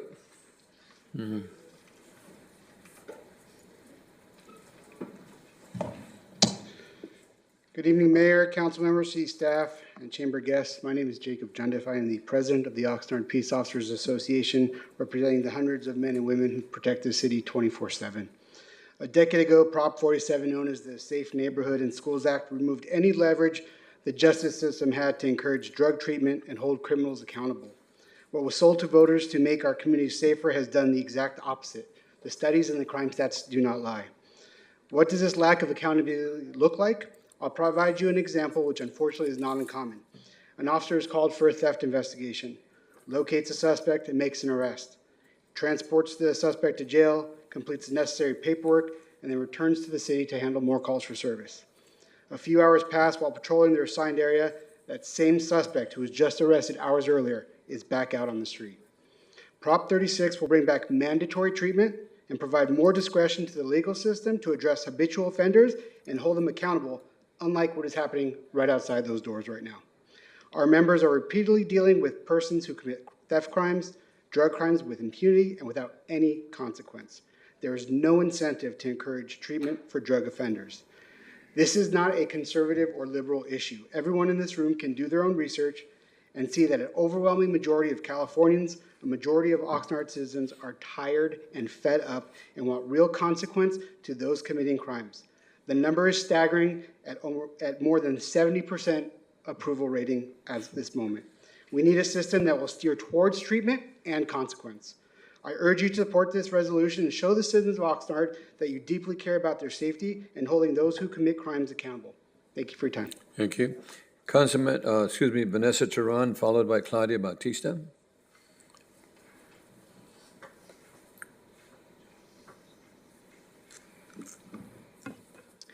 Good evening, Mayor and members of the Council. Vanessa Teran, Director of Policy with the Mixteco Indígena Community Organizing Project. It has come to our attention that law enforcement backed by corporate retailers have placed a ballot initiative before California voters this November, Proposition 36. This proposition seeks to renew policies reminiscent of the discredited war on drugs and impose harsher penalties for low-level theft offenses. Proposition 36 is an attempt to undo the successful reforms California supported a decade ago through Proposition 47, which reduced prison populations and helped formerly incarcerated individuals reintegrate into their communities. At MyCop, we firmly oppose Proposition 36. We believe it is a dangerous and misleading measure that will disproportionately harm Black, Indigenous, and communities of color, already marginalized by our society. The families we serve, many of whom work in the lowest paid sectors of the agricultural industry, often rely on discount markets to afford essentials such as food, baby formula, and diapers. This proposition, rather than protecting vulnerable communities, would effectively become a punitive measure against poverty. As you have heard tonight, California Governor Newsom opposes Proposition 36, and the Legislative Analyst Office official analysis found that Proposition 36 would actually cut funding for mental health and drug treatment programs by millions. In Ventura, Santa Barbara, and San Luis Obispo counties, Indigenous families already face significant social barriers, systemic racism, and discrimination due to a long history of anti-Indigenous prejudice. Proposition 36 would only exacerbate these issues, further criminalizing poverty and hardship. We respectfully urge you not to support any resolution in favor of 36. Thank you. Okay, we have Claudia Bautista, followed by Dominic Velasquez. Claudia Bautista. And she's our public defender. Yes. So good evening, Mayor Zaragoza, City Manager, and Nguyen, and council members. My name is Claudia Bautista, and I am the public defender, the appointed public defender for Ventura County. That means that I'm the public defender for not only those community members in Oxnard, but all over the county. I've been a public defender for 23 years. I've been the appointed public defender for 4 years. Our office represents 80% of those charged with crimes in Ventura County. That means that for every 10 cases the district attorney files, we represent 8, if not 9 of those individuals. I wish I was before you today to tell you that this county had drug treatment available for all of those individuals that are going to be charged with this felony mandated treatment program. Because this proposition mandates not only drug treatment, but also mental illness treatment. And I'm here to tell you that I wish we had that the panacea existed where every single one of my clients who are going to be mandated to felony treatment, there was going to be a place for them. But there isn't. In this county, in this city, or in any city in this county, currently today, our clients spend at least 30 days. We have to continue cases for them to receive the treatment that we have tried to locate for them in Ventura County, but oftentimes find that treatment in Los Angeles County. And so to accept the proposition that we need to put persons in jails and in prisons means that we are going to go back to looking at our jails, our county jails, as places of treatment, of warehousing those who are suffering from substance use disorder and suffering from mental illness. Do we want to go back to that system? And I propose that we all think about, I'm very impressed by Mayor Pro Tem's comments of wanting to take a deeper look at this and look at what the California Policy Center says about Prop 36 and the impacts of Prop 47. And what has been most significant for me is that Prop 47 allowed us to break through the school to prison pipeline. That's who we should be focusing on. And Prop 47 allowed us to finally break through that prison to school pipeline so that our kids weren't going into the jails and the prisons. I appreciate the City Council's taking the time to deliberate over this very serious consequence that it's going to have financially to not only the city, but to the county, and certainly to my office, as we are the constitutionally mandated office that will represent 80 to 90% of those charged with these kind of crimes. We don't have the treatment for them, and that's unfortunate, and that should really force us to think about where we want to put our resources. Thank you and good evening. Thank you, Glenn. Okay, Dominic Velasquez, followed by Greg Runyon. Reverend Greg Runyon. Dominic. Good evening, board members. My name is Dominic Velasquez, and I am an intern for Future Leaders of America. And as a community member, I'm here today to express my opposition to the passing of Proposition 36 and to urge the board to reconsider moving forward with this measure. Now, Prop 36 has a goal to address homelessness and drug abuse by expanding prison sentences and making it easier to convict someone with not a misdemeanor, but with a felony because of small drug possession and small theft. This proposition will actually make California less safe by stripping approximately $100 million annually in funding for drug treatment, housing, and even school-based programs. The very things that prevent crime in the first place. This will impact many communities around the state that rely on local treatments and services. It will also cause over-policing and mass incarceration that I have seen firsthand affect communities, leaving many people with absent brothers, sisters, and even parents. Prop 36 will even go further if voted yes. It will get rid of Prop 47. Prop 47 succeeded in accomplishing its goals by saving the state $100 million and reduce recidivism. It also reduced the prison population and racial disparities, with further research showing that it did not increase violent crime, robbery, and burglaries. Prop 36 will end up costing taxpayers an extra $5 billion a year, on top of the $27 billion that are annually spent for jails, prisons, and courts across the state already. That's why I asked the board to vote against Prop 36, because it does not address the root causes of the problems it's trying to solve. Thank you for your time and consideration, and have a good evening. Thank you, Reverend Greg Runyon.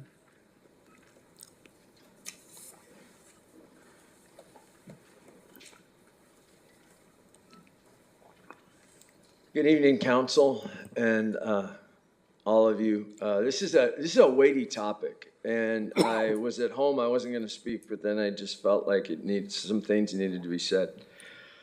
I don't know if I support it or not, but I tell you what I don't support is continuing to do the same thing. And I'm going to give you some weird explanations, but I think we all need to just hear them. I guarantee you we're going to say this isn't a partisan issue, and it will be. I guarantee you we're going to say it's not a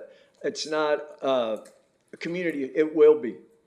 It's all the young people, they want what they've had. Older people want what we had. But here's the thing. If something's broke, why do we keep doing it? That's what everybody keeps saying. And really what's happening, what I hear is we're talking about a lot about the rights of the offender instead of the rights of the offended. We're talking about those people that have been harmed, those people that are dealing with crime has gone down because we eliminated crime. Like, if you don't understand that, you're being naive. When you eliminate crime, crime data goes down. When we say what was a felony is now a misdemeanor, there are less felonies. When we say what was a violent crime is no longer a violent crime goes down. But violent crime isn't the only crime, folks. So if I pull a gun on you and take $50, that's a violent crime. If I break into your house and take your diamond ring, what is that?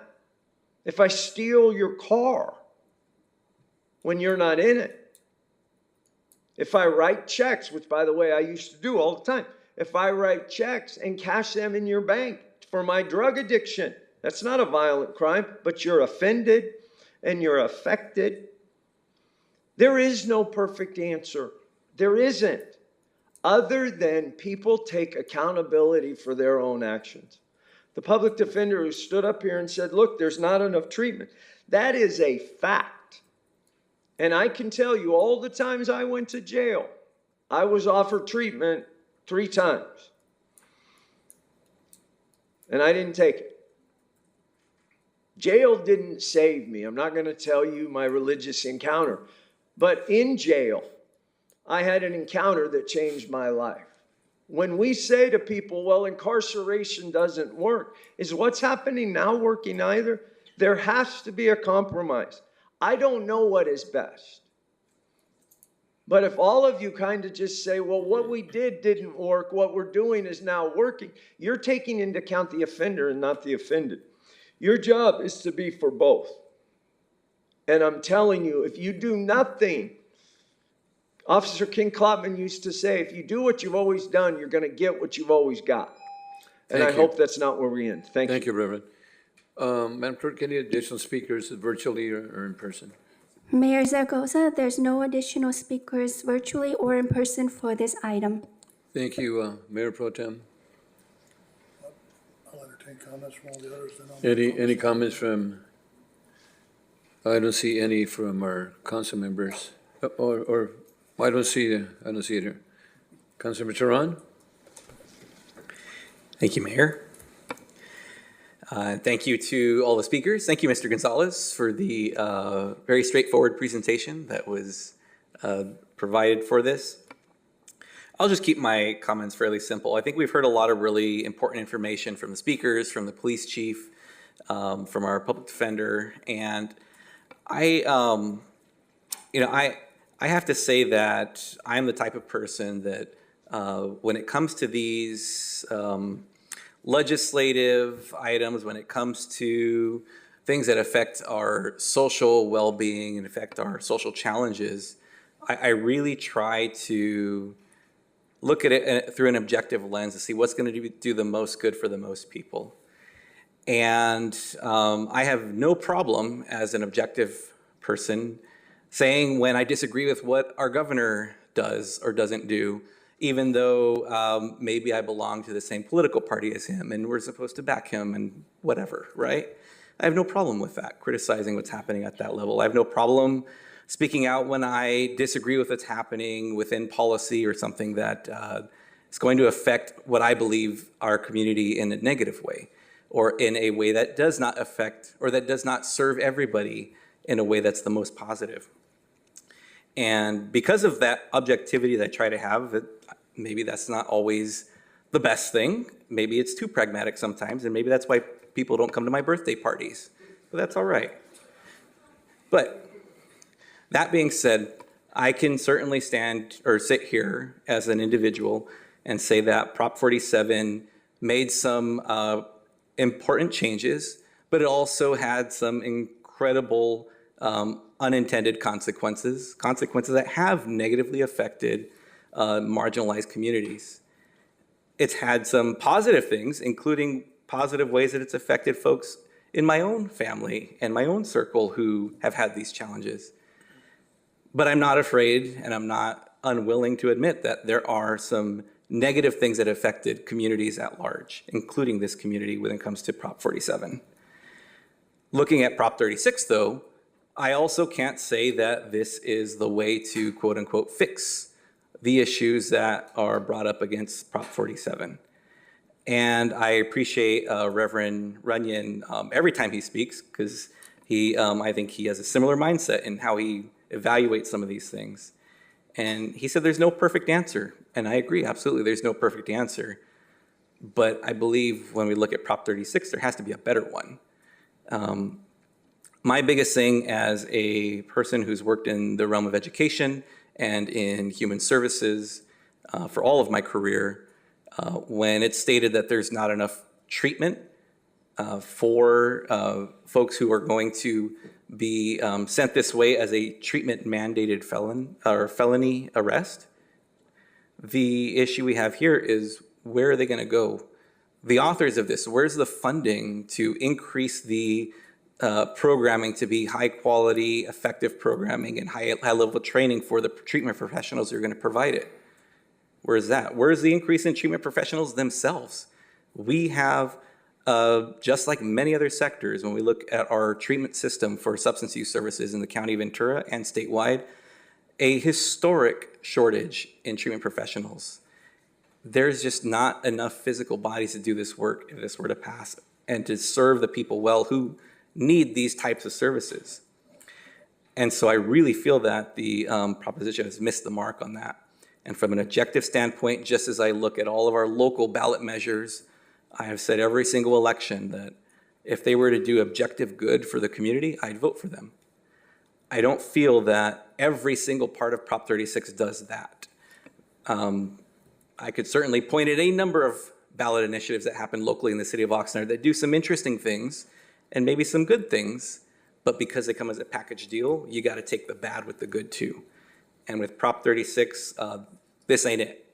That's my view on that. And so just wanted to share that piece and are willing to hear what my colleagues think as well. So thank you. Thank you. Councilman Valenzuela. Thank you, Mayor Zaragoza. So I just wanted to share some public comments that we all received via email from a Miss Regina Crawford, who represents the Ventura County NAACP. I'll paraphrase some of her words. Prop 36 was written to address the frustrations of smash and grab crimes, not to address the deeper root causes of it, and it does not address the other adverse issues written in the previous bill, Prop 47. Prop 36 is not the answer. We strongly believe Prop 36 will be like Prop 184, California 3 strikes and you're outlaw, that supports criminalizing some that may be innocent to a life sentence. It is safer and better for the authors to rewrite a bill that will not serve not just the interests of prosecutors, but a bill that will be fair and equal for not just to some people, but for all people. So I guess the past couple of months, I've been following Cal Matters. It's a nonpartisan, nonprofit news organization that covers like Sacramento politics. And I was a little disappointed when I read that the legislature was unable to come up with an alternative proposition for Prop 36. I think they just had a busy year with several items from their climate bond to several items that are on the ballot this November. So I personally don't believe Prop 36 will solve the roots of any of the mental health or addiction that fuel these theft or homelessness crimes that we are seeing. However, there are going to be other laws that will be going into effect in the near future, such as the Prop 1 funding that will be coming down, that local agencies will be applying for, which passed this previous March. And I believe, and please correct me if I'm wrong, I believe in January of 2026, we'll be seeing the County of Ventura implementing SB 43, which changes the definition of gravely disabled for those with mental health or substance misuse addictions as well. So I'm just saying that there are laws that are going to be going into effect soon, but I feel like Prop 36 is just not going to. It's an opportunistic time to solve an issue that is being very publicized right now. But thank you. Thank you. Councilman Perla. Thank you. I appreciate all the comments. I want to second what Councilmember Tehran said specifically about Pastor Greg Runyon. Whenever Pastor Greg Runyon comes up here, he makes common sense. He speaks straight to the common person. Common sense. You don't have to think twice. What did he say? I also want to thank Barbara McAree-Ortiz, attorney, who spoke. Two things that bother me on this. We recently have heard that there's something called the California Policy Center. Something new information has come out. It's easy for me to kick the can down the road and say, I got to look at the new information. Straight from the seat of my pants. I don't like what I see we have right now. I don't like that when I see in areas that I represent, people continually complain about the same person coming back. He's arrested, he comes back, he's arrested, he comes back. I don't want him to go to Devil's Island. I don't want something like that. But I do think that there is a limit what the public can do with the funds that the public has. And when Attorney Barbara McRortiz made the comment, the drug rehab, there has to be an incentive for the person to want to do something like that. If there's not, as soon as they get back, I do put store in the police department's charts. When we have an individual that creates he repeats the same situation, and he ends up, unfortunately, with the drug situation, and we have to save their life. This is not a popular thing for me to say or anyone else to say or hear. There will come a time when it's like, do we really want to save this person's life? We're spending a lot of money. We heard how much and what obviously the calls are. God forbid any of you or any of your members have a situation like that. But we all know people that have been put in situations like that. We can't keep doing what we're doing. The fact that there are people that get away with taking things, and now because it's under a certain amount of money, I go to neighborhood council meetings, the police get grilled. Why don't you do something? There's a threshold. There's a repetitive, you arrest them, you take them to the jail, the person comes back. What do they do for them in jail? I count my blessings that I'm not in that spot, but I'm here with 6 other people supposed to make a decision. I decide in my mind right now as I sit here, I cannot support the way this is, but I have no better idea of what to do. But this has got to change. The public has got to change. I do appreciate the comment that was made. Some flash in the pan thing, the takeover robberies, the whatever, in certain groups come together and they figure that that will be the solution. There's no bandage that fix every problem. And when people start adding, when they get that momentum and it looks like something's going to work, let's stick everything under the sun under that to help us out. There's got to be a better solution. It's got to be something with sympathy, but there has to be consequences. All of us were raised from being an infant with dirty diapers to getting to where we are right now. And we all had to learn there were consequences for certain actions we took.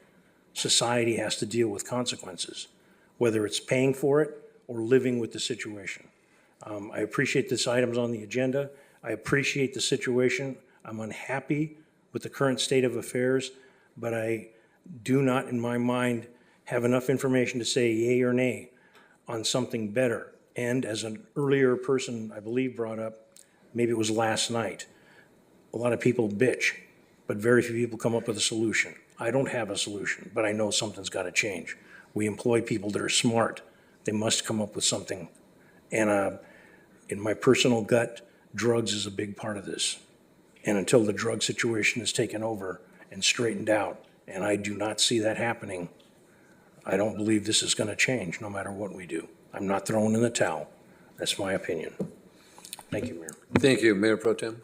Thank you, Mayor. I watch the TV like a lot of people do, and I see these store takeovers in the LA area where literally 50 to 100 young people on bicycles go into a store like a 7-Eleven or whatever and virtually just devastate the place. I'm presuming they're young people. I'm presuming they aren't even old enough to drive. That's why they're all riding bicycles. And the first question that comes to my mind is, where are their parents? And what are their parents saying about this? And I remember growing up in Santa Barbara, and a friend of mine's dad, who happened to be a police officer in Santa Barbara, saw me walking home from elementary school one day, and he says, "Hey, I'll give you a ride." And I said, "Okay."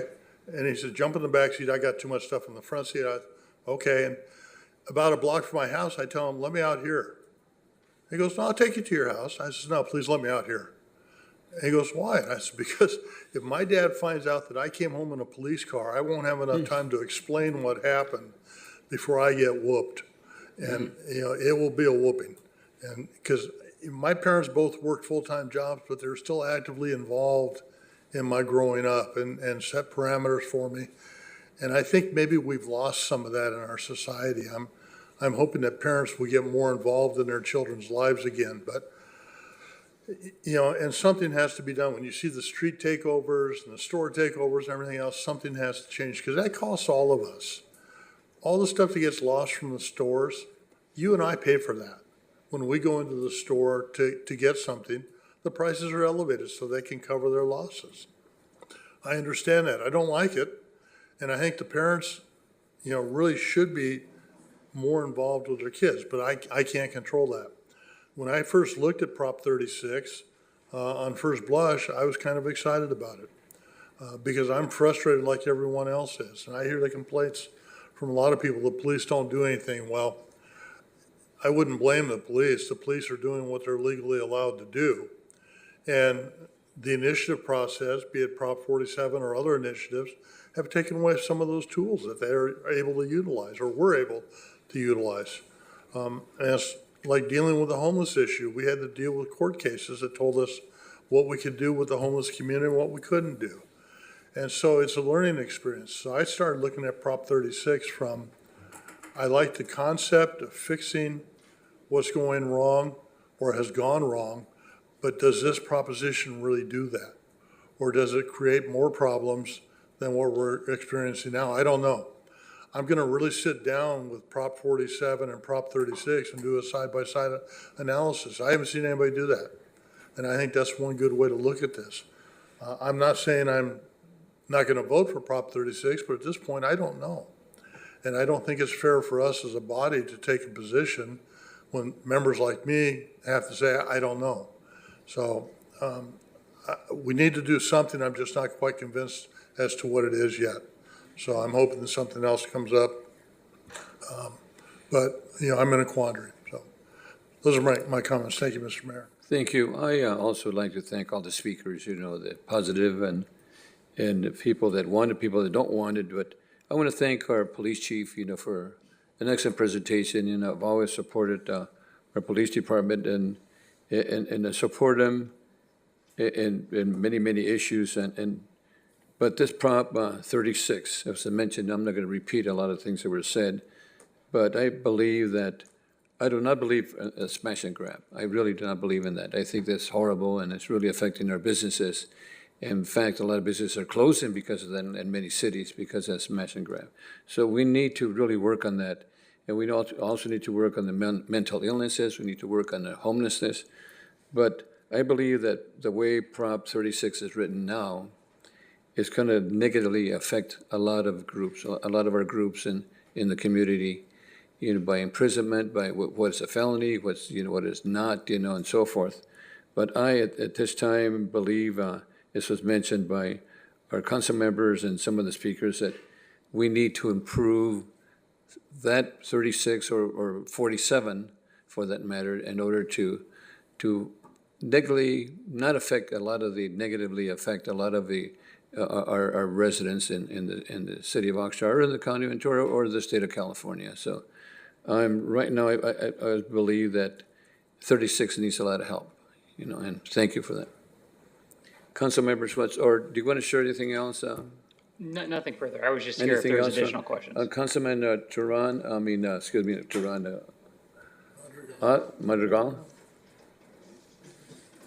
Asua? Yeah, I do want to make a. I didn't see your name. I did not press my Okay. button, so I apologize. Thank you.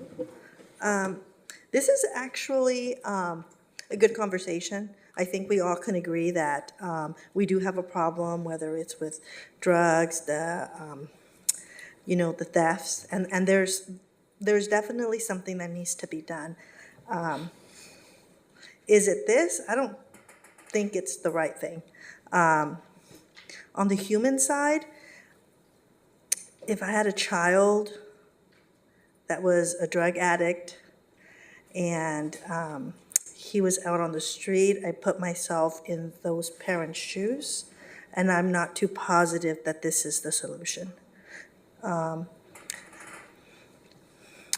the human side, I would like to see a little bit of more compassion, but then on the other side of being a resident in the city that has to sometimes go around individuals that are blocking our way just not to have a confrontation, it's really, really tough because we want our police department to have all the tools necessary in order to keep us safe.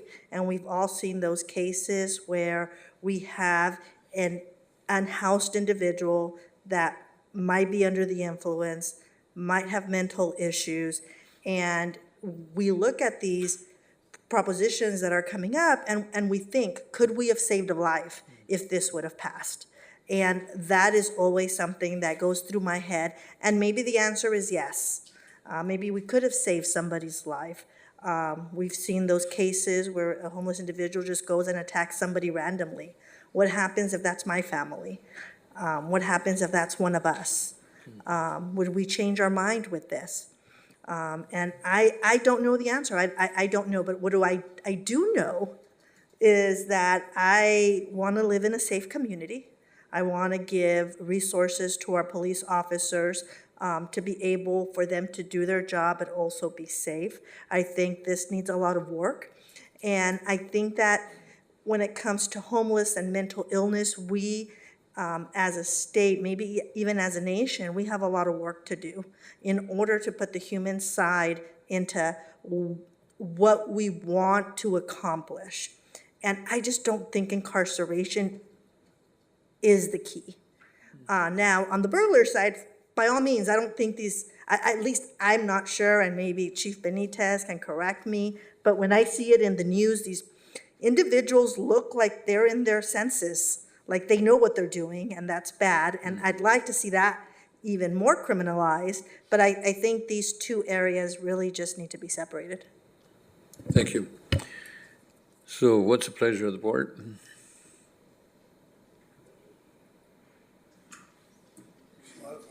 Judging by the silence, we're not going to take any action. No action on this item, but, so we'll receive and file this item. And thank you, everybody, for being here today. Thank you so much. Okay. Our next item is, this is a review of the information consent items, and there's items 1 to 5. Before we go into it, Madam Clerk, do we have any speakers on the consent agenda item? Mayor Zaragoza, there's no public speakers for this item. Okay, council members, let me see, Councilman Perello? One question, okay. One question. With respect to the approval of the minutes, when we have the minutes here and we list them as the council minutes, do we need to correct and add the term housing authority, finance committee, the various things that we have on the agenda when we start this council meeting?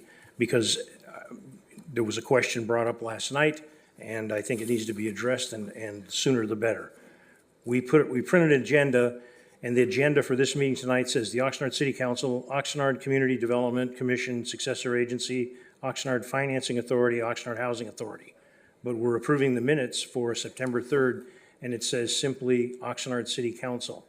But I do see that we had a member of the Oxnard Housing Authority sitting on the meeting, but it doesn't say that we're approving the minutes for the Oxnard Housing Authority. I don't know who's going to give me an answer on that, so I'm raising the question. Mr. City Attorney or Madam Clerk, can you share some light into this item? So from what I've seen of the minutes that are prepared, and the city attorney's office doesn't get involved in producing the minutes unless questions are raised to us. So they do reflect actions of the different bodies, that it's not just the housing authority. Sometimes you get the parking authority or the financing authority. Those actions are reflected in the minutes. It is, they are minutes for a meeting where multiple bodies are convened. It is not a situation where as soon as council business is done, the gavel is sounded and a different hat gets put on, and then you go on to a different meeting. These are actions that are occurring simultaneously, and those actions are reflected in the minutes that are put before the council. Now, they could be clarified as to, in the format of the minutes, as to what is happening, and the approvals can be adjusted accordingly as well. And Madam Clerk, maybe she can respond to that, but my understanding was that in the past, they were given minutes for separate agencies like the Housing Authority and the Financing Authority and so forth. Madam Clerk, what is your position in this item? The minutes have not been separate for the Housing Authority. The Housing Authority meetings agenda items are combined, as our city attorney Fisher has stated. They are combined in the agenda with the city council. The minutes do state what bodies have met in during that meeting. It is stated in each of the body of the council meeting minutes.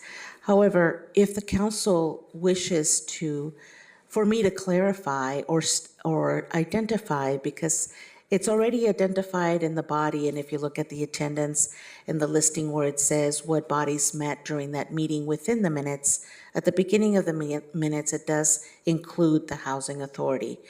However, at the very top of the minutes, it does say city council minutes. I can also include, just like I do in the agendas, and list all of the bodies that the council represents when they're meeting during council agendas.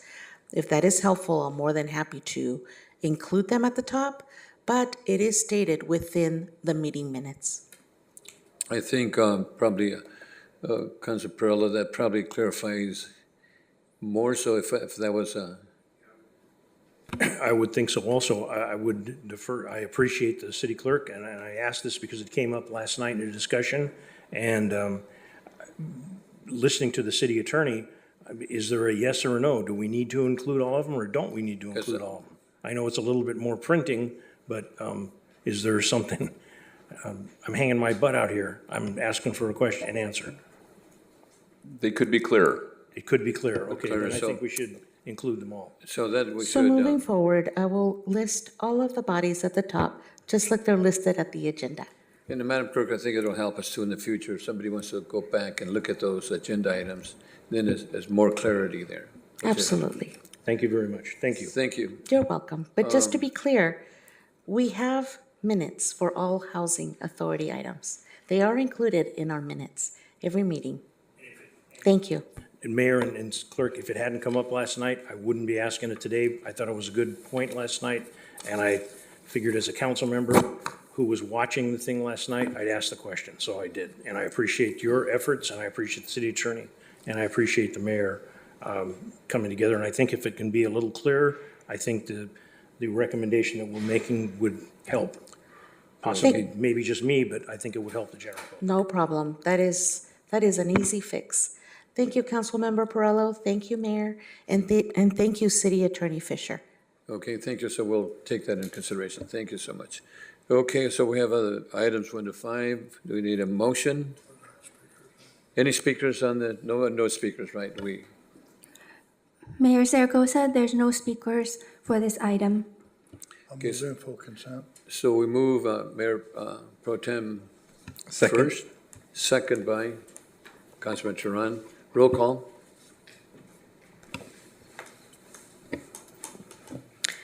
Councilmember Basua. Aye. Councilmember Madrigal. Aye. Councilmember Perrello. Yes. Councilmember Turan. Yes.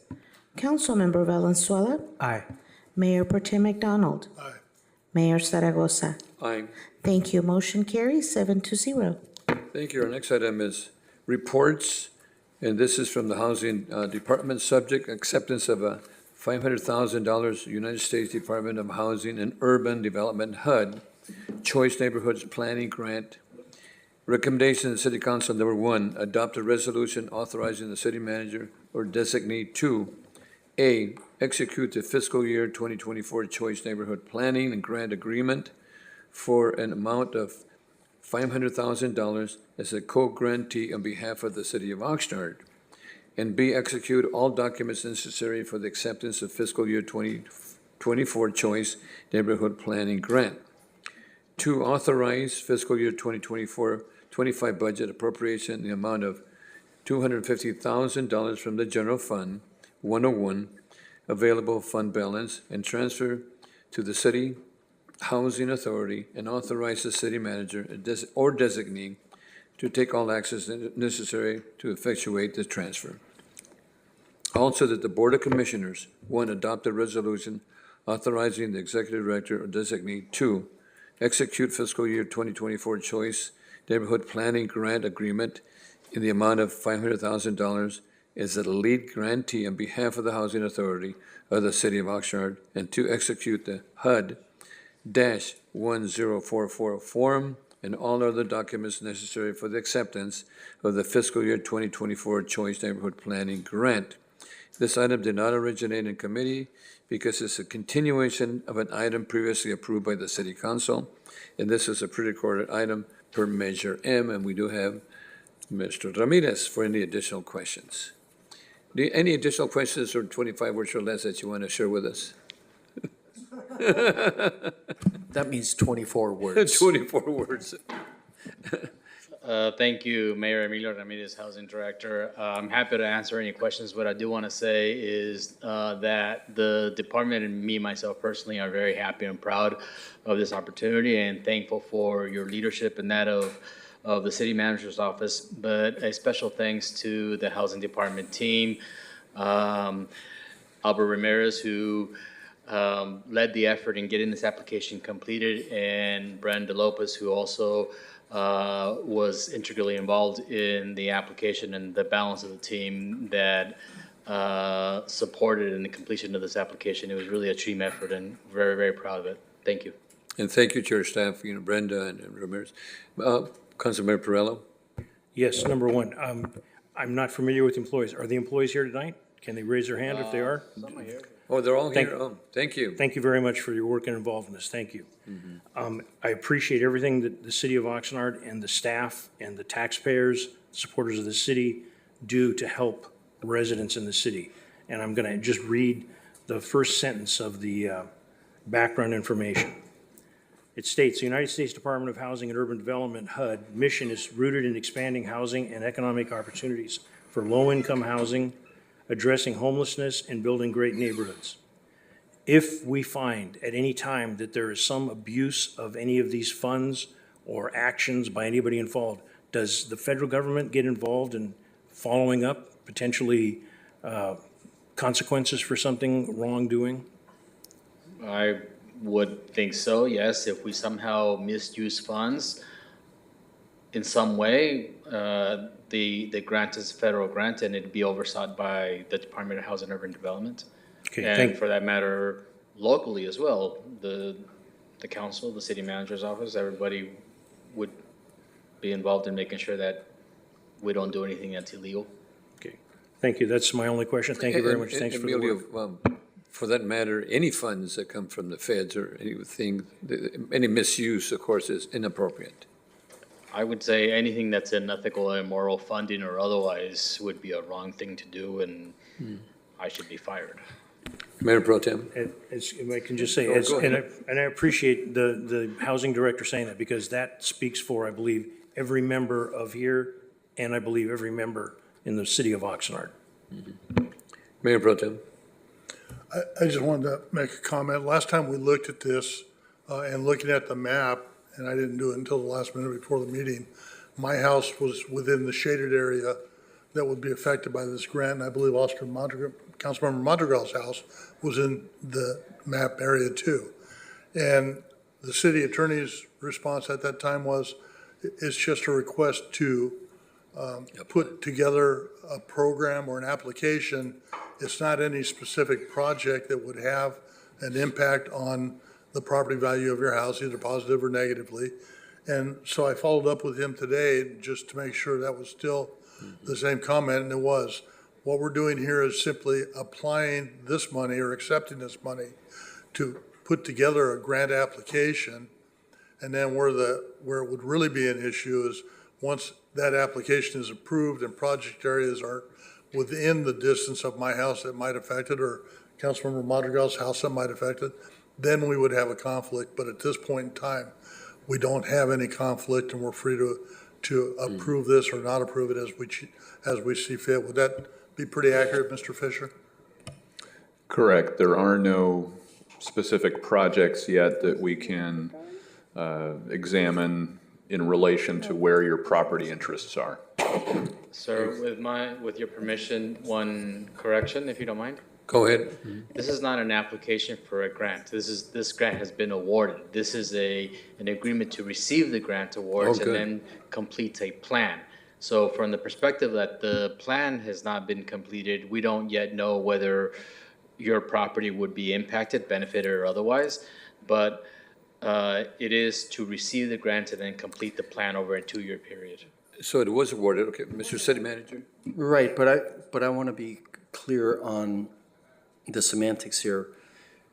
This is a grant we applied for in order to put together a plan, which isn't that plan in of itself a master grant application to HUD? Thank you, yes. Thanks for the clarification. So Okay. once we complete the plan, we then become eligible to submit for the implementation grant, which is $50 million, which would then build the thing that the plan would plan for. Good explanation. Yeah, concept, okay. Any additional information from, if not, we need a motion? Excuse me, Mayor Any Zaragoza. speakers? There are no speakers virtually or in person for this item. Okay, Mayor Zaragoza, we will need 2 separate votes. Okay. One for City Council and one for the Housing Authority. okay, for City Council, need a Move the motion? recommended action. Second. Valenzuela first, second by Perello. Roll call. Councilmember Basua? Councilmember Madrigal? Aye. Councilmember Perello? Yes. Councilmember Turan? Yes. Councilmember Valenzuela? Aye. Mayor Pro Tem McDonald? Aye. Mayor Zaragoza? Aye. Thank you. Motion carries 7-0. Okay, for the Board of Commissioners, we need a motion? For the So housing. moved. So moved by Commissioner Perello, Second? second by Commissioner Turan. Roll call. Commissioner Basua? Commissioner Madrigal? Aye. Commissioner Perello? Yes. Commissioner Turan? Yes. Commissioner Valenzuela? Aye. Commissioner McDonald? Aye. Commissioner Zaragoza? Aye. Commissioner Andrade? Thank you. Motion carries 8-0. Thank you. Thank you. Okay, our last item here is the Public Works Department, subject agreement 3250010 with Senegro West LLC for biosolid hauling services. Recommendation, the City Council approve and authorize the mayor to execute an agreement with Senegro West LLC in the amount of $10 million for an initial term of 1 year from November 1, 2024 to October 31, 2025, with the options of 4 consecutive 1-year period extension that shall not exceed the total of 5 years for a final term ending October 31, 2029. The biosolids hauling services for the wastewater division. As of this date, the City Council agenda has been posted, and there's not yet an outcome from the September 24 Public Works and Transportation Committee staff. Staff is available to answer any questions. Of course, this was a pre-recorded item per Measure M, and we have Michael. If I may, Mr. Mayor, just want to make a point. The committee did approve this item 3-0 at the committee meeting, so. So this, it was accepted, okay. That's correct. So when we wrote the staff report, obviously, we have that notification requirements and timeline requirements. So the staff report was written before the committee meeting. The committee meeting occurred. Committee recommended this item go to council, approving it 3-0. Okay, thank you. Thank you for the correction. Councilman Perello? I'd just like to speak as the chair of that committee. There was a very robust discussion back and forth. A lot of information came out, exactly what it is that they're hauling, where it's going, how they're doing it. I hope that other council members had a chance to see it, or if they have questions, they ask. But it was unanimous support of the item. That's right. And we're hauling up to the Kern County, correct? Yes, good evening, Mayor, council members. My name is Tim Beeman, Assistant Director of Public Works, overseeing water and wastewater. And yes, the facility is near the nearest town is Lost Hills, which is right along the 5 in Kern County. Mm-hmm. And my understanding is some of the material really, before they apply it, the grass is so green, it's unbelievable. Any additional questions on this item? Well, just, Councilman Perello.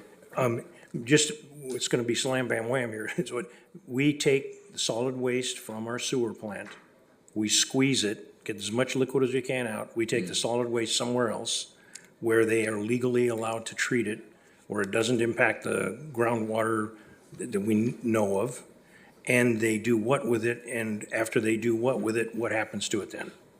Just for the general public who may wonder when they flush, and what happens. So you do have it correct. We run our solids through what we call belt filter presses that pushes out as much liquid as possible, so we're not just hauling a heavier load. And then it is trucked up to the facility, the Synagro facility, which our staff do go and inspect. Our staff went about 2 weeks ago and just looked at the whole facility. And we have Class B solids currently, but at this new facility, they actually go through a composting process, which makes it into a Class A, which can be used for agriculture and other purposes. And what do they do with the compost? It's actually sold on the market. So it's commercial product? That's correct. Thank you. Okay. Thank you. Any speakers on this item? Mayor Zaragoza, there's no speakers virtually or in person for this item. Okay, so we need a motion. I'll move the recommended action. Moved by Councilmember Perrello, and second by Mayor Pro Tem. Roll call.